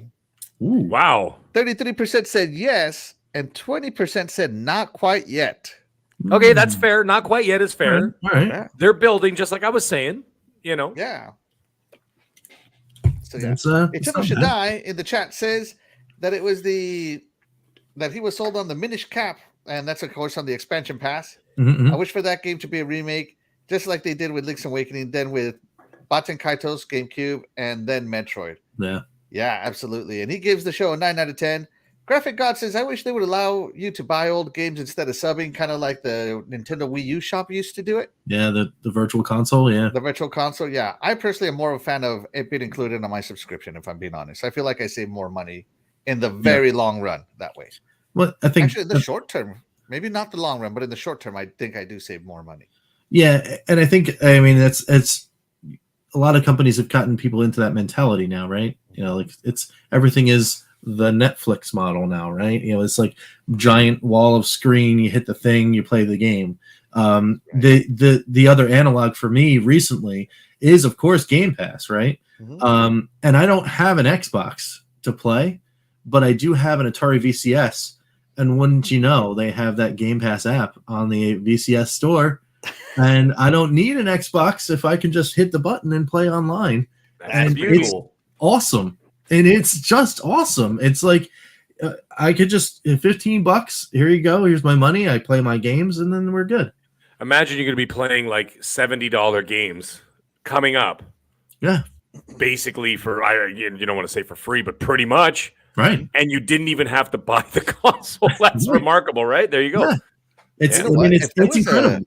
If there was a PlayStation app on my computer that was like Game Pass, where I could play those games natively on Windows Code or whatever, oh man, I would be subscribed so fast, and I would never buy a PlayStation. Just being honest. I mean, I that might do it for me too, because again, I go to Sony for a lot of their exclusives. I mean, I am an enormous fan of Uncharted, and like it, and so many. Like I just list an insane amount of them, and as of the PlayStation 1, a lot of Square's work like goes to the PlayStation first, right? And I'm a huge RPG fan. I'm a massive Final Fantasy fan, so like obviously all those are like PlayStation centric, so I just associate them with them. Even though you can get Final Fantasy 7 about 7 times now. Yeah. Like, just being honest. It's so good. I mean, but so that's good. If someone were to ask me, like, all right, well, Rich, when you finally get your PS5? I'm like, well, as soon as I get a date for the second half, the second part of 3 or whatever it's going to be, Final Fantasy 7 remake, that's the day. That's the day. You know, like it's so funny. I'm a huge God of War fan. Huge God of War fan. I love me some God of War. You can where is he? Yeah, he should be over here. Yep. Right. Where did it go? He's up there. There we go. Right there. Yeah. Yeah. So you can't see it because of my light. Let me see if that helps. A little bit. Yeah. I can see it. I can see the logo. Yeah. Yep. So I'm a huge God of War fan, right? Yep. And my cousin has a PS5 and he played Ragnarok right away. Mm-hmm. And so he calls me and is like, man, you're missing out. You got to do this. He goes, the story's a little predictable, but the way they execute it is damn good. And then he wants to tell me all this stuff. And I'm like, listening to my phone, I'm like, no, like check my phone because I don't want any spoilers. Right. Yeah. Yeah. So I need to get me the PS5. Yes, you do. I want one so bad. Hey, man, it's a means to an end. That's the thing is, like, I wanted access to these games. The only way that you could get it as it stands, just like Nintendo, the only way you can get it is by having the actual specific console, right? So you need it, you know, and you'll get it. You know, you get it eventually, and then they'll already be going. I guarantee by this fall, by Black Friday, they'll be down in price anyway. So and then you'll be able to get the games for cheaper anyway. Especially the single player games. Yeah. I've had the opportunity to buy the PS5 now about 3 times in stock at GameStop. Yeah. And what holds me back is the size. Jesus Christ, It's that thing is a monster. You know, the thing is, I put 2 separate tables on, like, well, I have, like, I can't even show you, obviously, because it's on the other side of the room, but I have I have a 70-inch TV down there. Right. And then on either side, I have 2 tables that are the same height as the table that the TV's on, which is only about 16 inches off the ground, right? So I put 2 other side tables. All 3 of them are black, and they go all the way across. So you got this big 70-inch TV. You got the Series X on one side and one plug, and I've got the PS5 on the other side and another plug standing vertical. It's the only way you could do it. So I got my son a PS5 for Christmas this year, and I did the same thing. But I just put like a smaller one, and I just have it standing next to the TV. It actually looks really cool next to the TV, but it is a beast of a console. There's no question. Yeah. I'm really like, so if you don't know, you know, my gorgeous wife, she is from Asia. And so feng shui is a big thing to her. Right. And the PS5, I feel, will just create so much chaos to her. Yes. Yeah. Right? Yeah. And Back from the Dead says, play it on the PS4. That's what I do. What? No, I will not play that game on the PS4. Unlike Jim Ryan, I believe in generations. Wow. Yeah, no, you got to play the PS5 for the frame rate. Haptics. I need the 3D audio. I need it all. Yeah, you need it. And when you play a game, let me tell you something. I'm wearing an Xbox hat, but I'm going to be saying this. Any game that's marketed by Sony, I buy on Sony now. You know why? Because the other features implemented into those games are so much better on the PlayStation than they are on Xbox. And for example, like if you look at Callisto Protocol that just came out, right? In December, it was on Xbox, obviously, but it was also on PlayStation 5. You're playing that game. The haptic feedbacks in that game are absolutely stunning. Like if you're sort of weary and like you're down on health and you're dragging a crowbar on the ground, you could feel it in the thumbsticks of the weight of the crowbar being dragged behind you. The other thing is awesome. That it's the haptic feedbacks are remarkable in that game, and of course, on top of it, the audio coming through the controller is mind blowing. Like you're going through some areas where you start losing your mind, and you could hear whispers coming through your controller. Like you could hear people like going. Like doing that sort of like that crazy horror movie like whispers. Yeah. And they're whispering through the control, and I'm like looking down the controller going, is this coming out of the controller? Like where the hell is this coming from? It freaks you right out. But the haptic feedbacks and the rumble features are mind blowing. And so like they implement all those when they have a marketed game. That's why also a Resident Evil 4 that's coming out. I bought Resident Evil 4 on PlayStation 5 because all those features are implemented on that system only. Xbox is getting the game. They're getting the same resolution, same everything else, but they ain't getting none of those features. Yeah, I bought Resident Evil 4 on the GameCube. I bought Resident Evil 4 like 6 times since 2000 or whenever it came out. Jeez, it's like it's like a rite of passage. Every 3 years, you got to buy Resident Evil 4 again. You know, right. It's ridiculous. Yeah, no, you give me some FOMO, some haptic FOMO. Dude, it's something else, man. And then when you play the game that's marketed into it, you know what? Back from the Dead, it's actually not that bad. I have no issue. I play all night with one charge, no issues. And I've had the console since launch. I mean, if you're playing more than 3 or 4 hours, you should probably get a job. Anyways, the thing is, what the hell was I going to say? All kidding, all joking aside. When you get the game that's bundled with it, which is Astro's Playroom, which like literally just features the controller, the thing that you can do with the controller. Yeah, it is absolutely mind blowing. Like you can actually feel what it's like to skate on ice. I don't know how they do it, but even when you're moving around on sand, you could feel the crunch and the sound too coming out of the controller. You can feel the crunch. That's so crazy. In the controller, it's like going crunch, crunch, crunch, and you could feel it in your fingers. When it's raining, there are like literally dozens of raindrops you could feel on the controller, like going like this on the controller, and you feel the raindrops on it, and you're going, "What the hell is going on? How did they do this?" And man, so would you say that because of the haptics, the PS5 is more next gen than anything else right now? For the controller, yes. Mm-hmm. Controller. Let's be clear. Right. The console, the Xbox Series X, has an advantage over the PS5 in terms of its, the technical prowess. Right? Not by much, though. I mean, it's a smidge, but there is something there. But the thing is, what's funny is it's a lot of the games that are marketed for PlayStation. They seem to perform better on PlayStation, right? Isn't that weird? And Xbox has the better hardware, which is kind of bizarre. I've always found that a little bit sus, as the kids would say these days. Yeah. Right, sus. Yeah. But So anyways, that discussion about That's so haptics cringe. actually it kind of like brings up a interesting question for me, because like we're right around the corner from another piece of immersion that's coming out for PlayStation users and the PSVR 2, right? yes. Now, do those controllers also share the same haptics? Yes, they do. Yes, they do. That The controllers, could be incredible.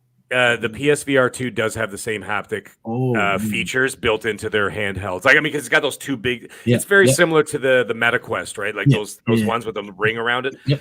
There's haptic feedback, and there's a haptic resistance as well as rumble features built into that as well. Yeah, Jeez. So you're going to feel all that. Crazy. I mean, I'm getting a PSVR too, but I'll when it comes, I'll let you know. Nice. The thing that keeps me from buying a PSVR 2 that also kept me from buying a PSVR 1 was the locked ecosystem. It only works with PlayStation. Yeah, that's the thing. And that's just too big of an investment to lock out. Like, dude, it's $1,000 here in Canada.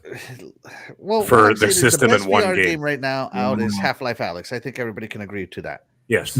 It's the VR experience. And the only headset that is locked out of that experience is the PlayStation headset. Mm-hmm. Yep. That's it. And so to me, that was just I'm not going to buy it because I'm locked out of a game that I really, really, really want to play. Well, and that's why I went with a MetaQuest. That and it was cheaper. But I don't regret my decision to get a MetaQuest. And if PSVR 2 was compatible with PC, I would be day one as well. Yeah, that's the thing, because there's the software is the killer in the end, right? Because you're right, because it's locked behind the. See, that's the other thing. Graphic God is 100% right. Like, well, he's Canadian too. I looked it up. It's not. Well, not looked up. I bought it. It's $972. That's for the system and one game. Wow. That's for that. Tell me it was Call of the Mountain. Yeah, it's Call of the Mountain. Yeah, that's the only one I was interested off the bat, because a lot of those other games I have on Meta.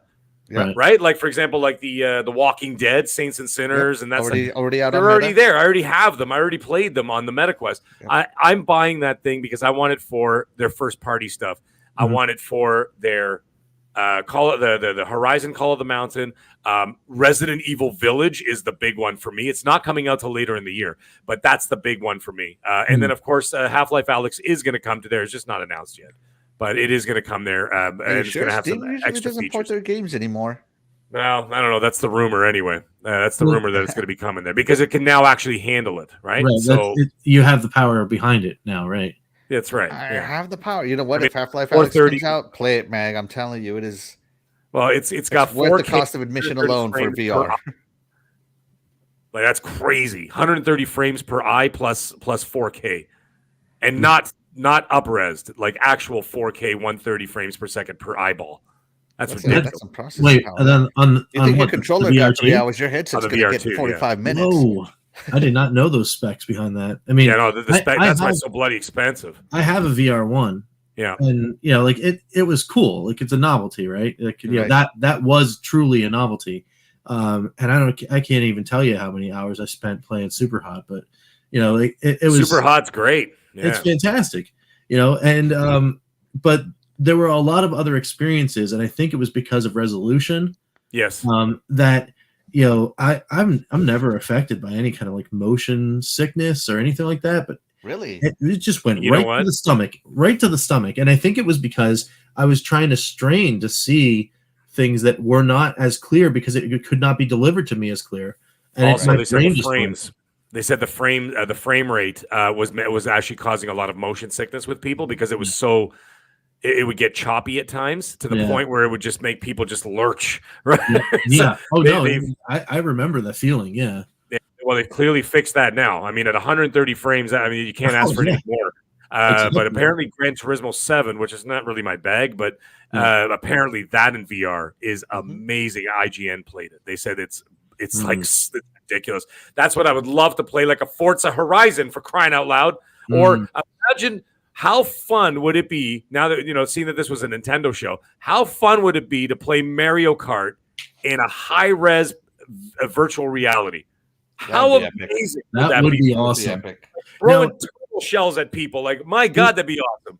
Well, let's play this fantasy game.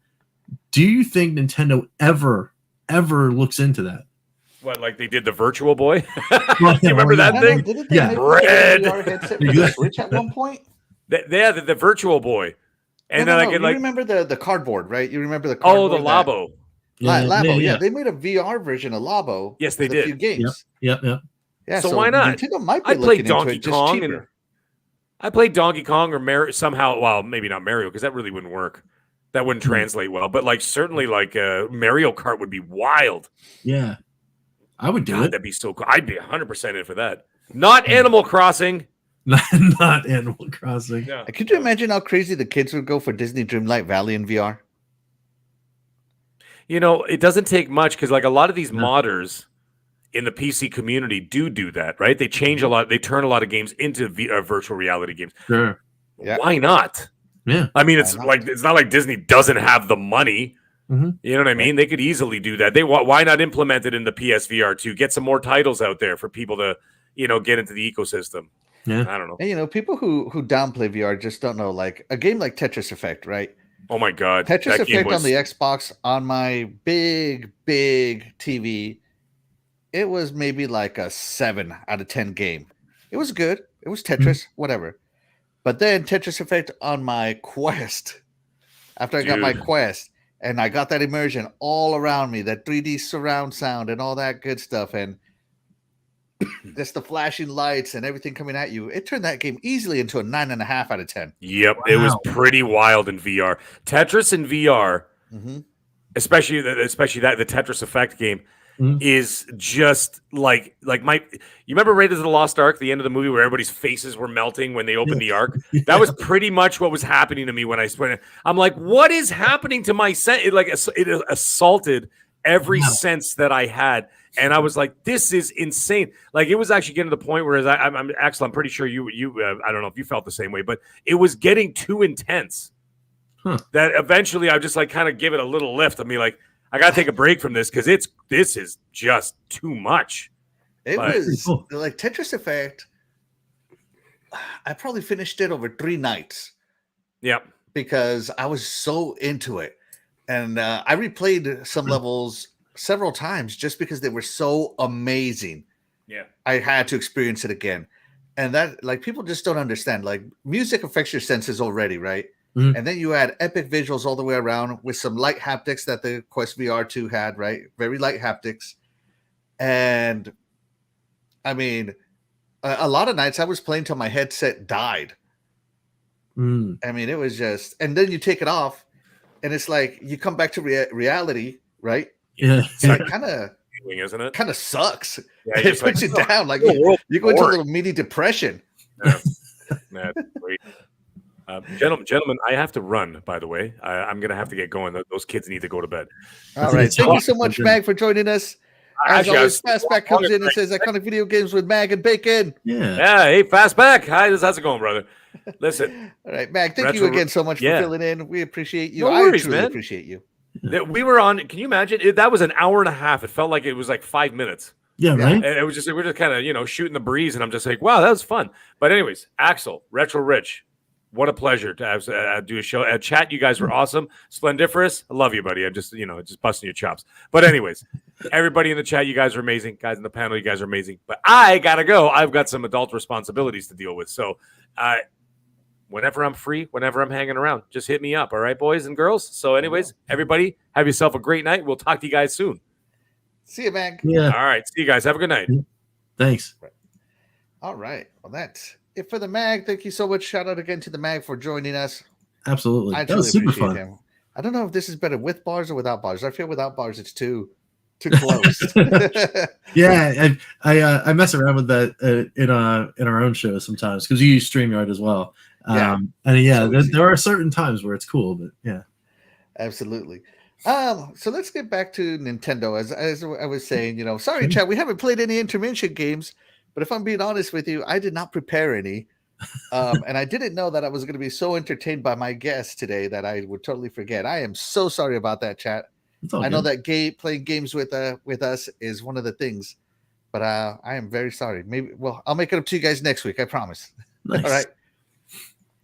All right. So back to the Nintendo Direct.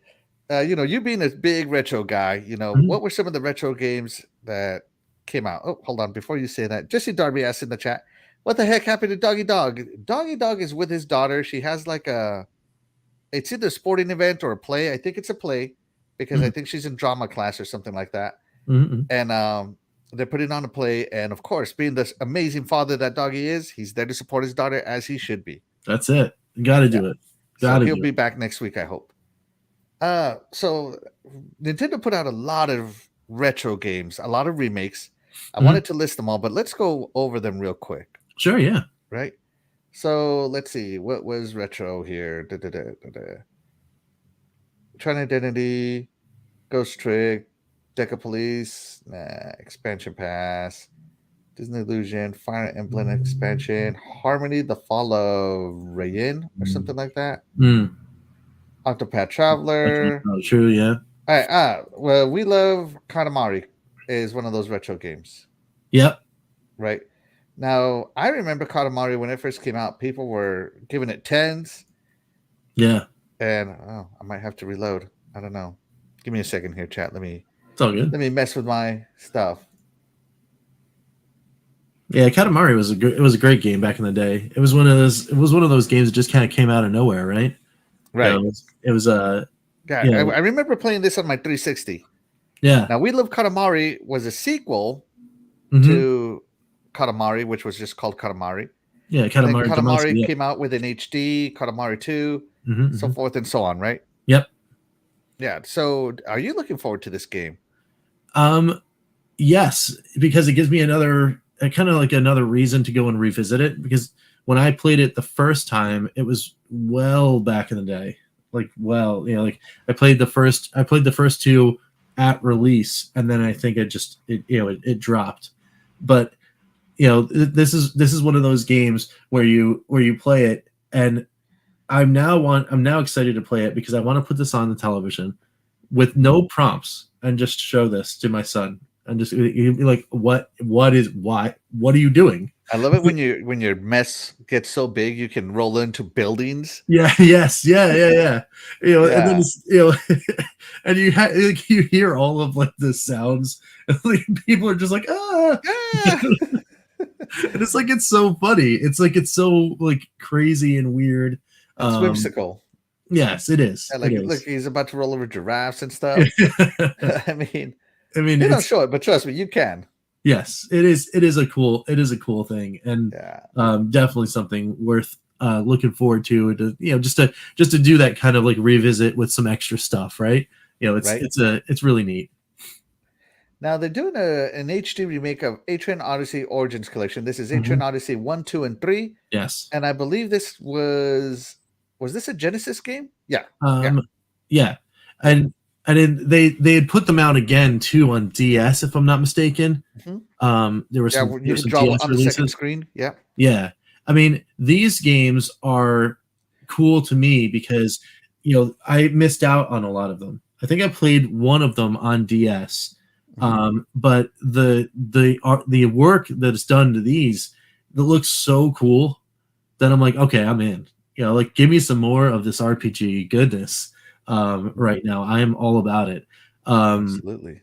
And it kind of reminds me actually of like a more fantasy related, without like not a sci-fi related, but more fantasy related, kind of like a Fantasy Star, right? Like especially in the motion, like you're walking through in that first person view, and everything is kind of like closed in, just like all the dungeons in the original Fantasy Star.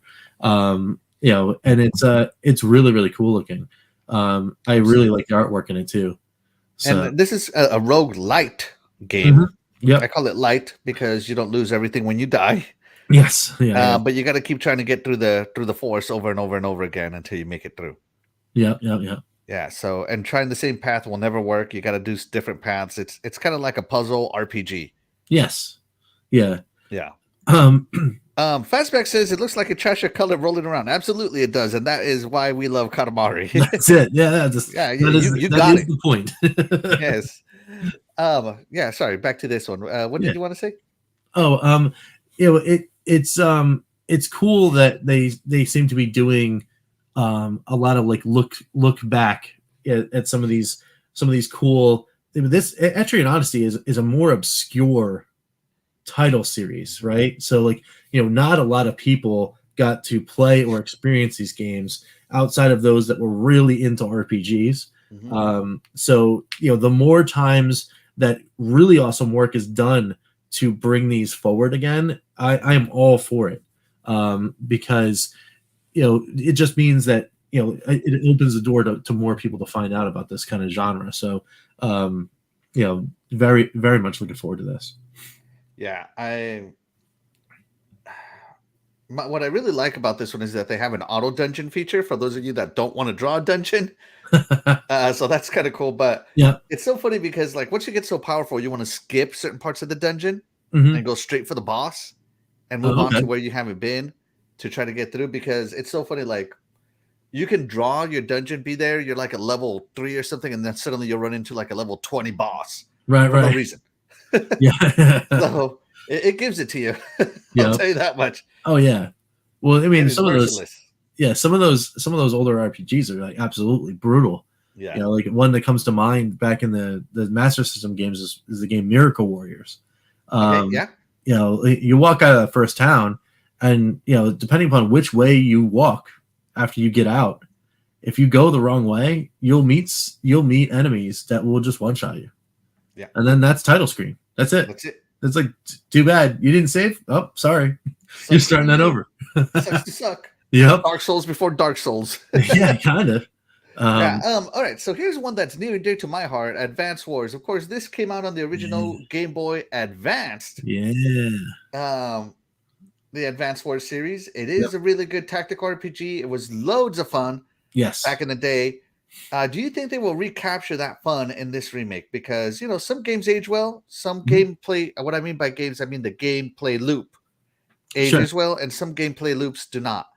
Tactical games, I feel, hold their own very good, but some of them do get dated because we're just so used to the new stuff. Yeah, I can kind of see, where that would go. However, as far as those tactical games like Advance Wars or Tactics or Tactics Ogre or any of those kind of games, Canon, I'm so into those games that I don't think it even matters. Like it's nice. They're like, oh, cool. It's neat, and it's really look pretty, and that's gonna be. I don't care.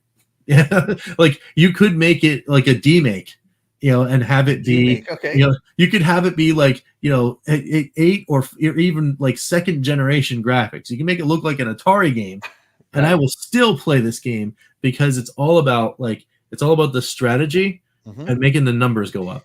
That's it. That's right. It's all I need is to strategize my attack, clear my board, get me all my EXP, get me all my action points or whatever, and let me just build up my team, do it all over again. Just put me in another match. I don't even care what it looks like. Let's go. Yeah, but that's me. That's how I play those games.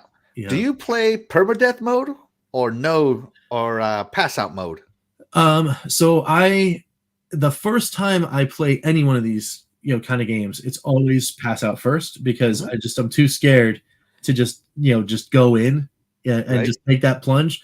But once I either get far enough where I'm like, okay, I understand what this game is going to teach me or what I need to know, or if I beat it, I'll go back through and then I'll go permadeath, and then just to give myself another reason to play, and I'll go through it that way. It's so funny because one of my favorite games of all time is XCOM. Okay. XCOM 2. Yeah. And it's permadeath only. There is no pass out mode. There's no pass. There's a pass out mod. Sure. But screw that. Right.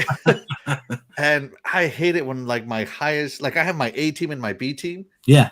And I hate it when my A team gets wiped out and now I have to try it again with my B team and it goes even worse. Yes. Because on tactics games, once you start rolling downhill, it's very hard to stop rolling. Mm-hmm. That's for sure. That's for sure. It's just one of those things, guys. Tactics games, you're gonna restart a lot. Yeah. Well, and in certain circumstances, Final Fantasy Tactics in particular comes to mind. Oh, Jesus, Final Fantasy Tactics was brutal, man. Brutal, I tell you.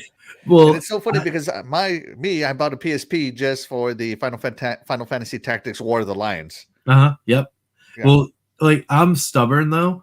So because I knew all right, well, there's going to be certain times where it's going to be pretty brutal, but I know that, two battles away is a place that I can just go ahead and grind.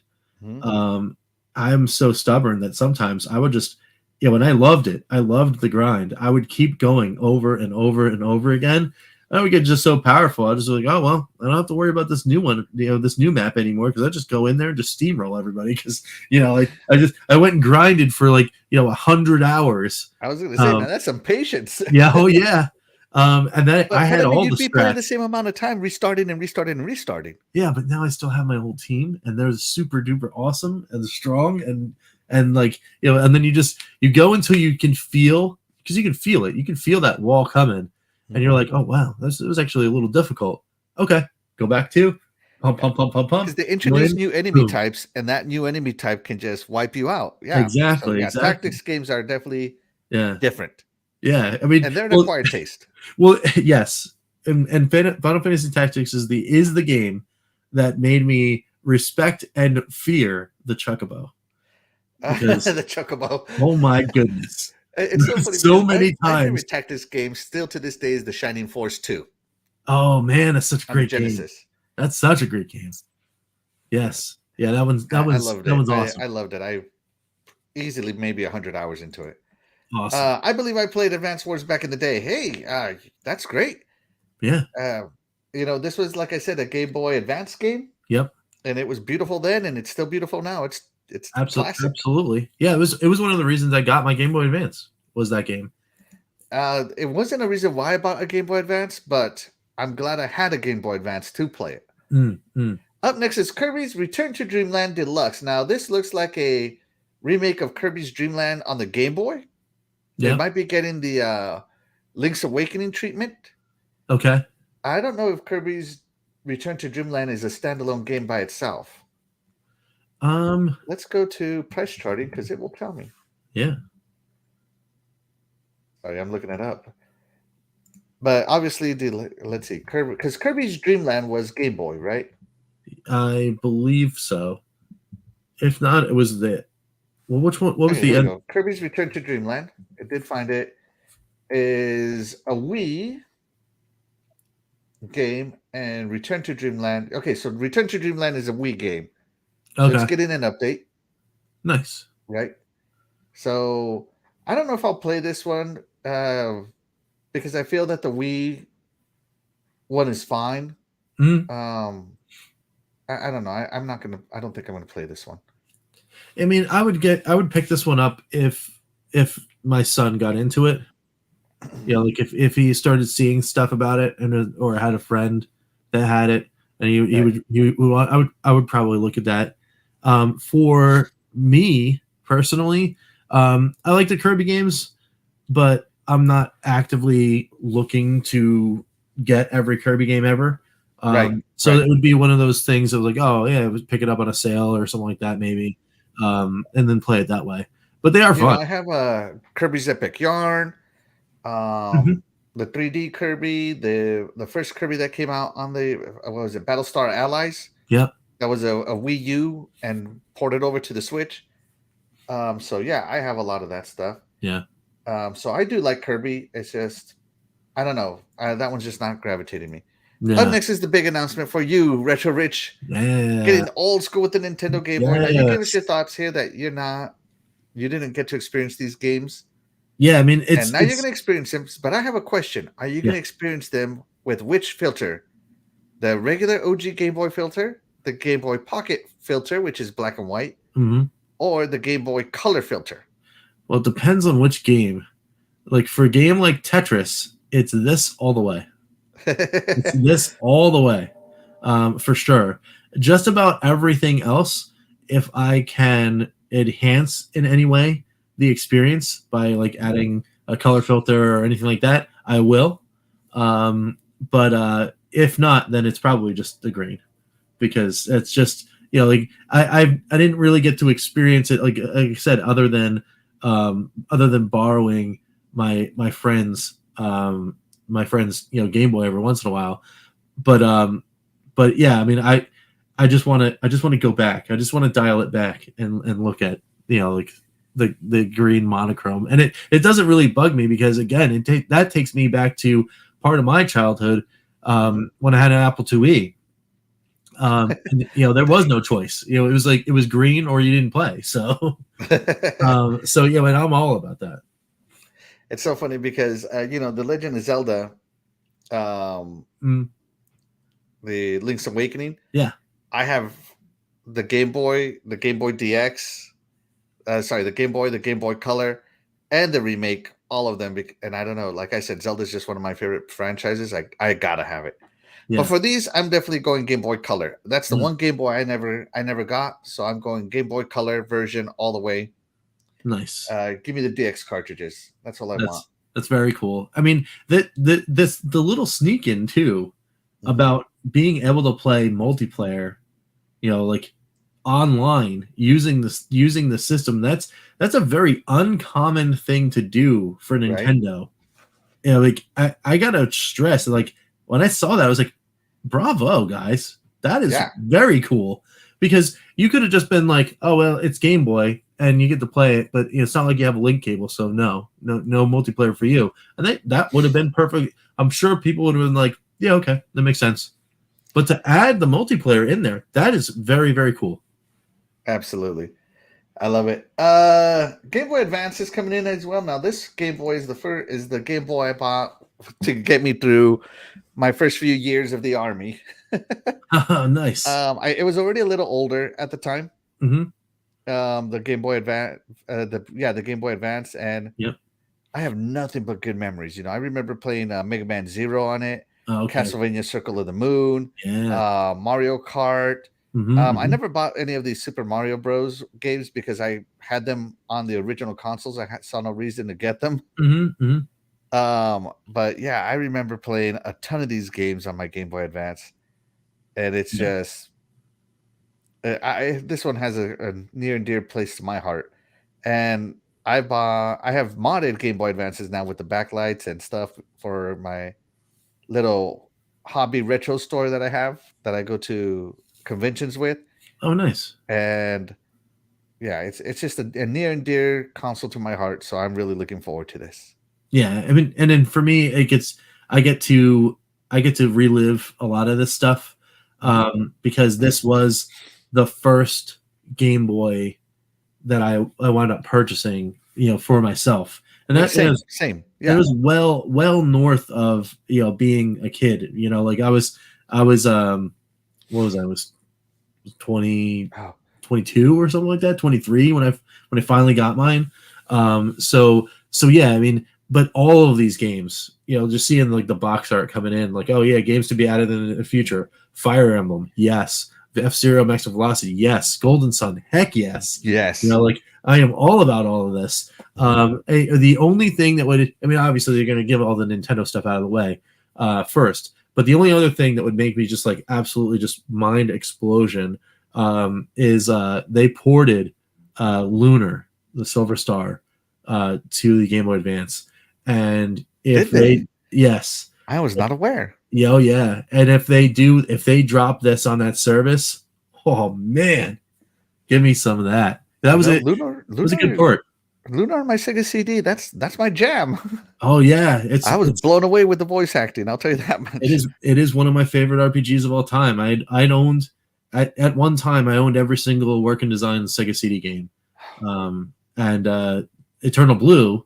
I actually owned it by calling Working Designs, and really? I bought the last one that they had. They were like, "Oh, I haven't heard anyone ask for this in a while." Like, "Oh, let's see if we have one in the back," and then they did, and they sent it to me. So that was cool. Lunar Eternal Blue on the Sega CD right now is $419. Oh God, no! Don't tell me no. Oh, you made a mistake getting rid of it. Yeah, well, I sold all my stuff to move up from Florida, back up to Jersey where I am now. And you didn't call me. Yeah, I just well, if you ever sell stuff, let me know. Like I said, I have a little store, got a little purchasing fund. I'll play it, then I'll sell it.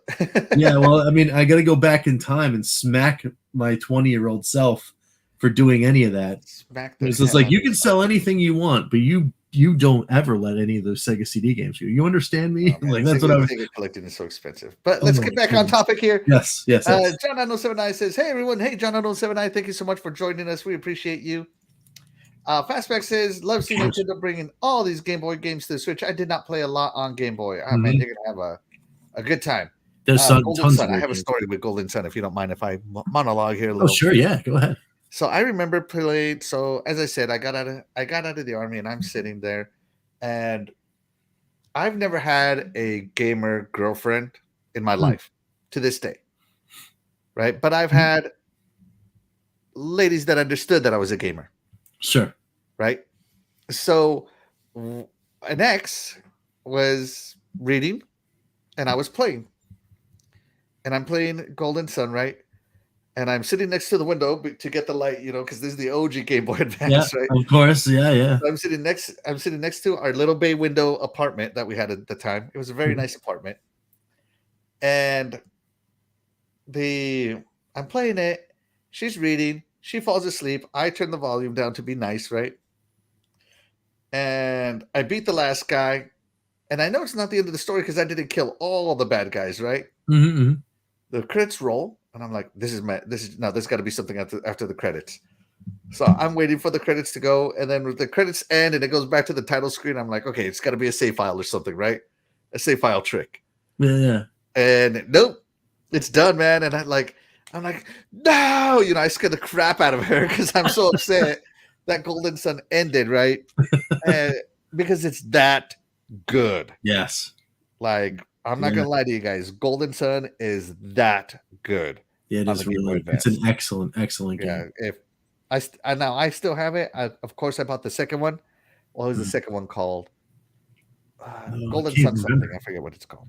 Yeah, I can't remember because they always had like clever titling.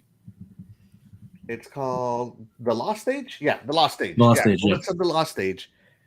I'm not gonna do any spoilers, but trust me, it picks up right where the other one left off. Mm-hmm.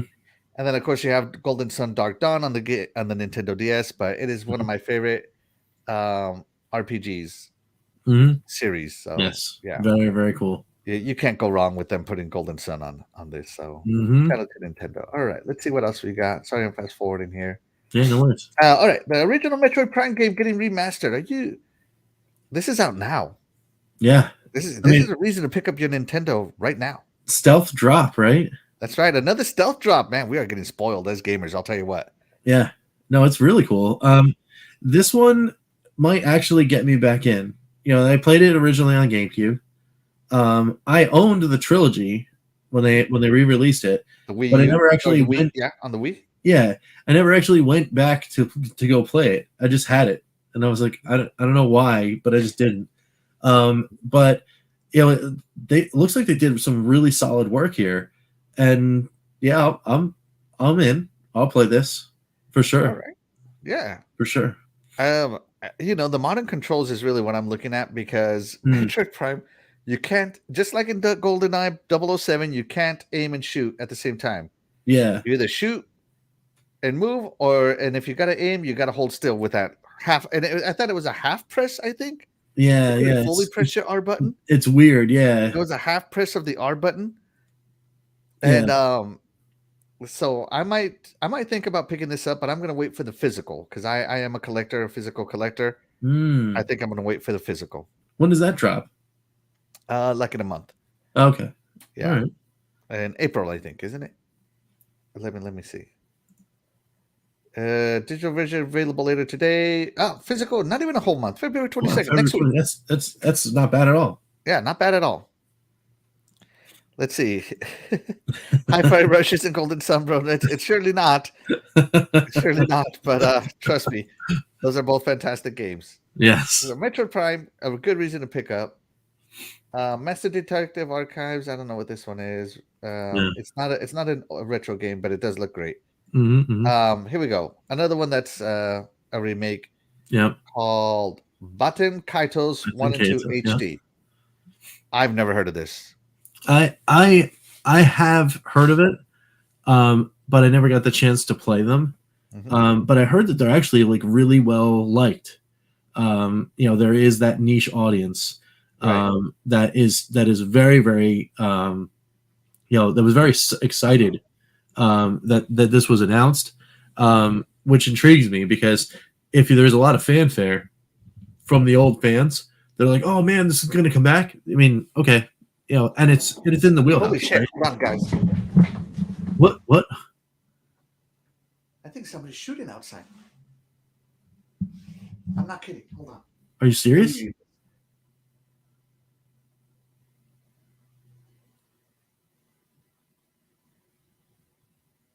Oh man. I hope everything's okay.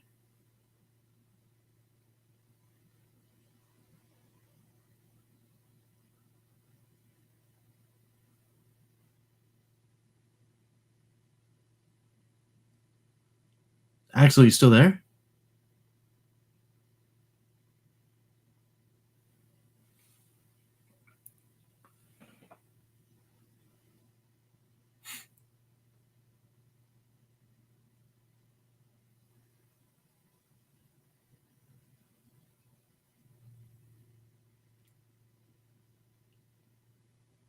Man, wow.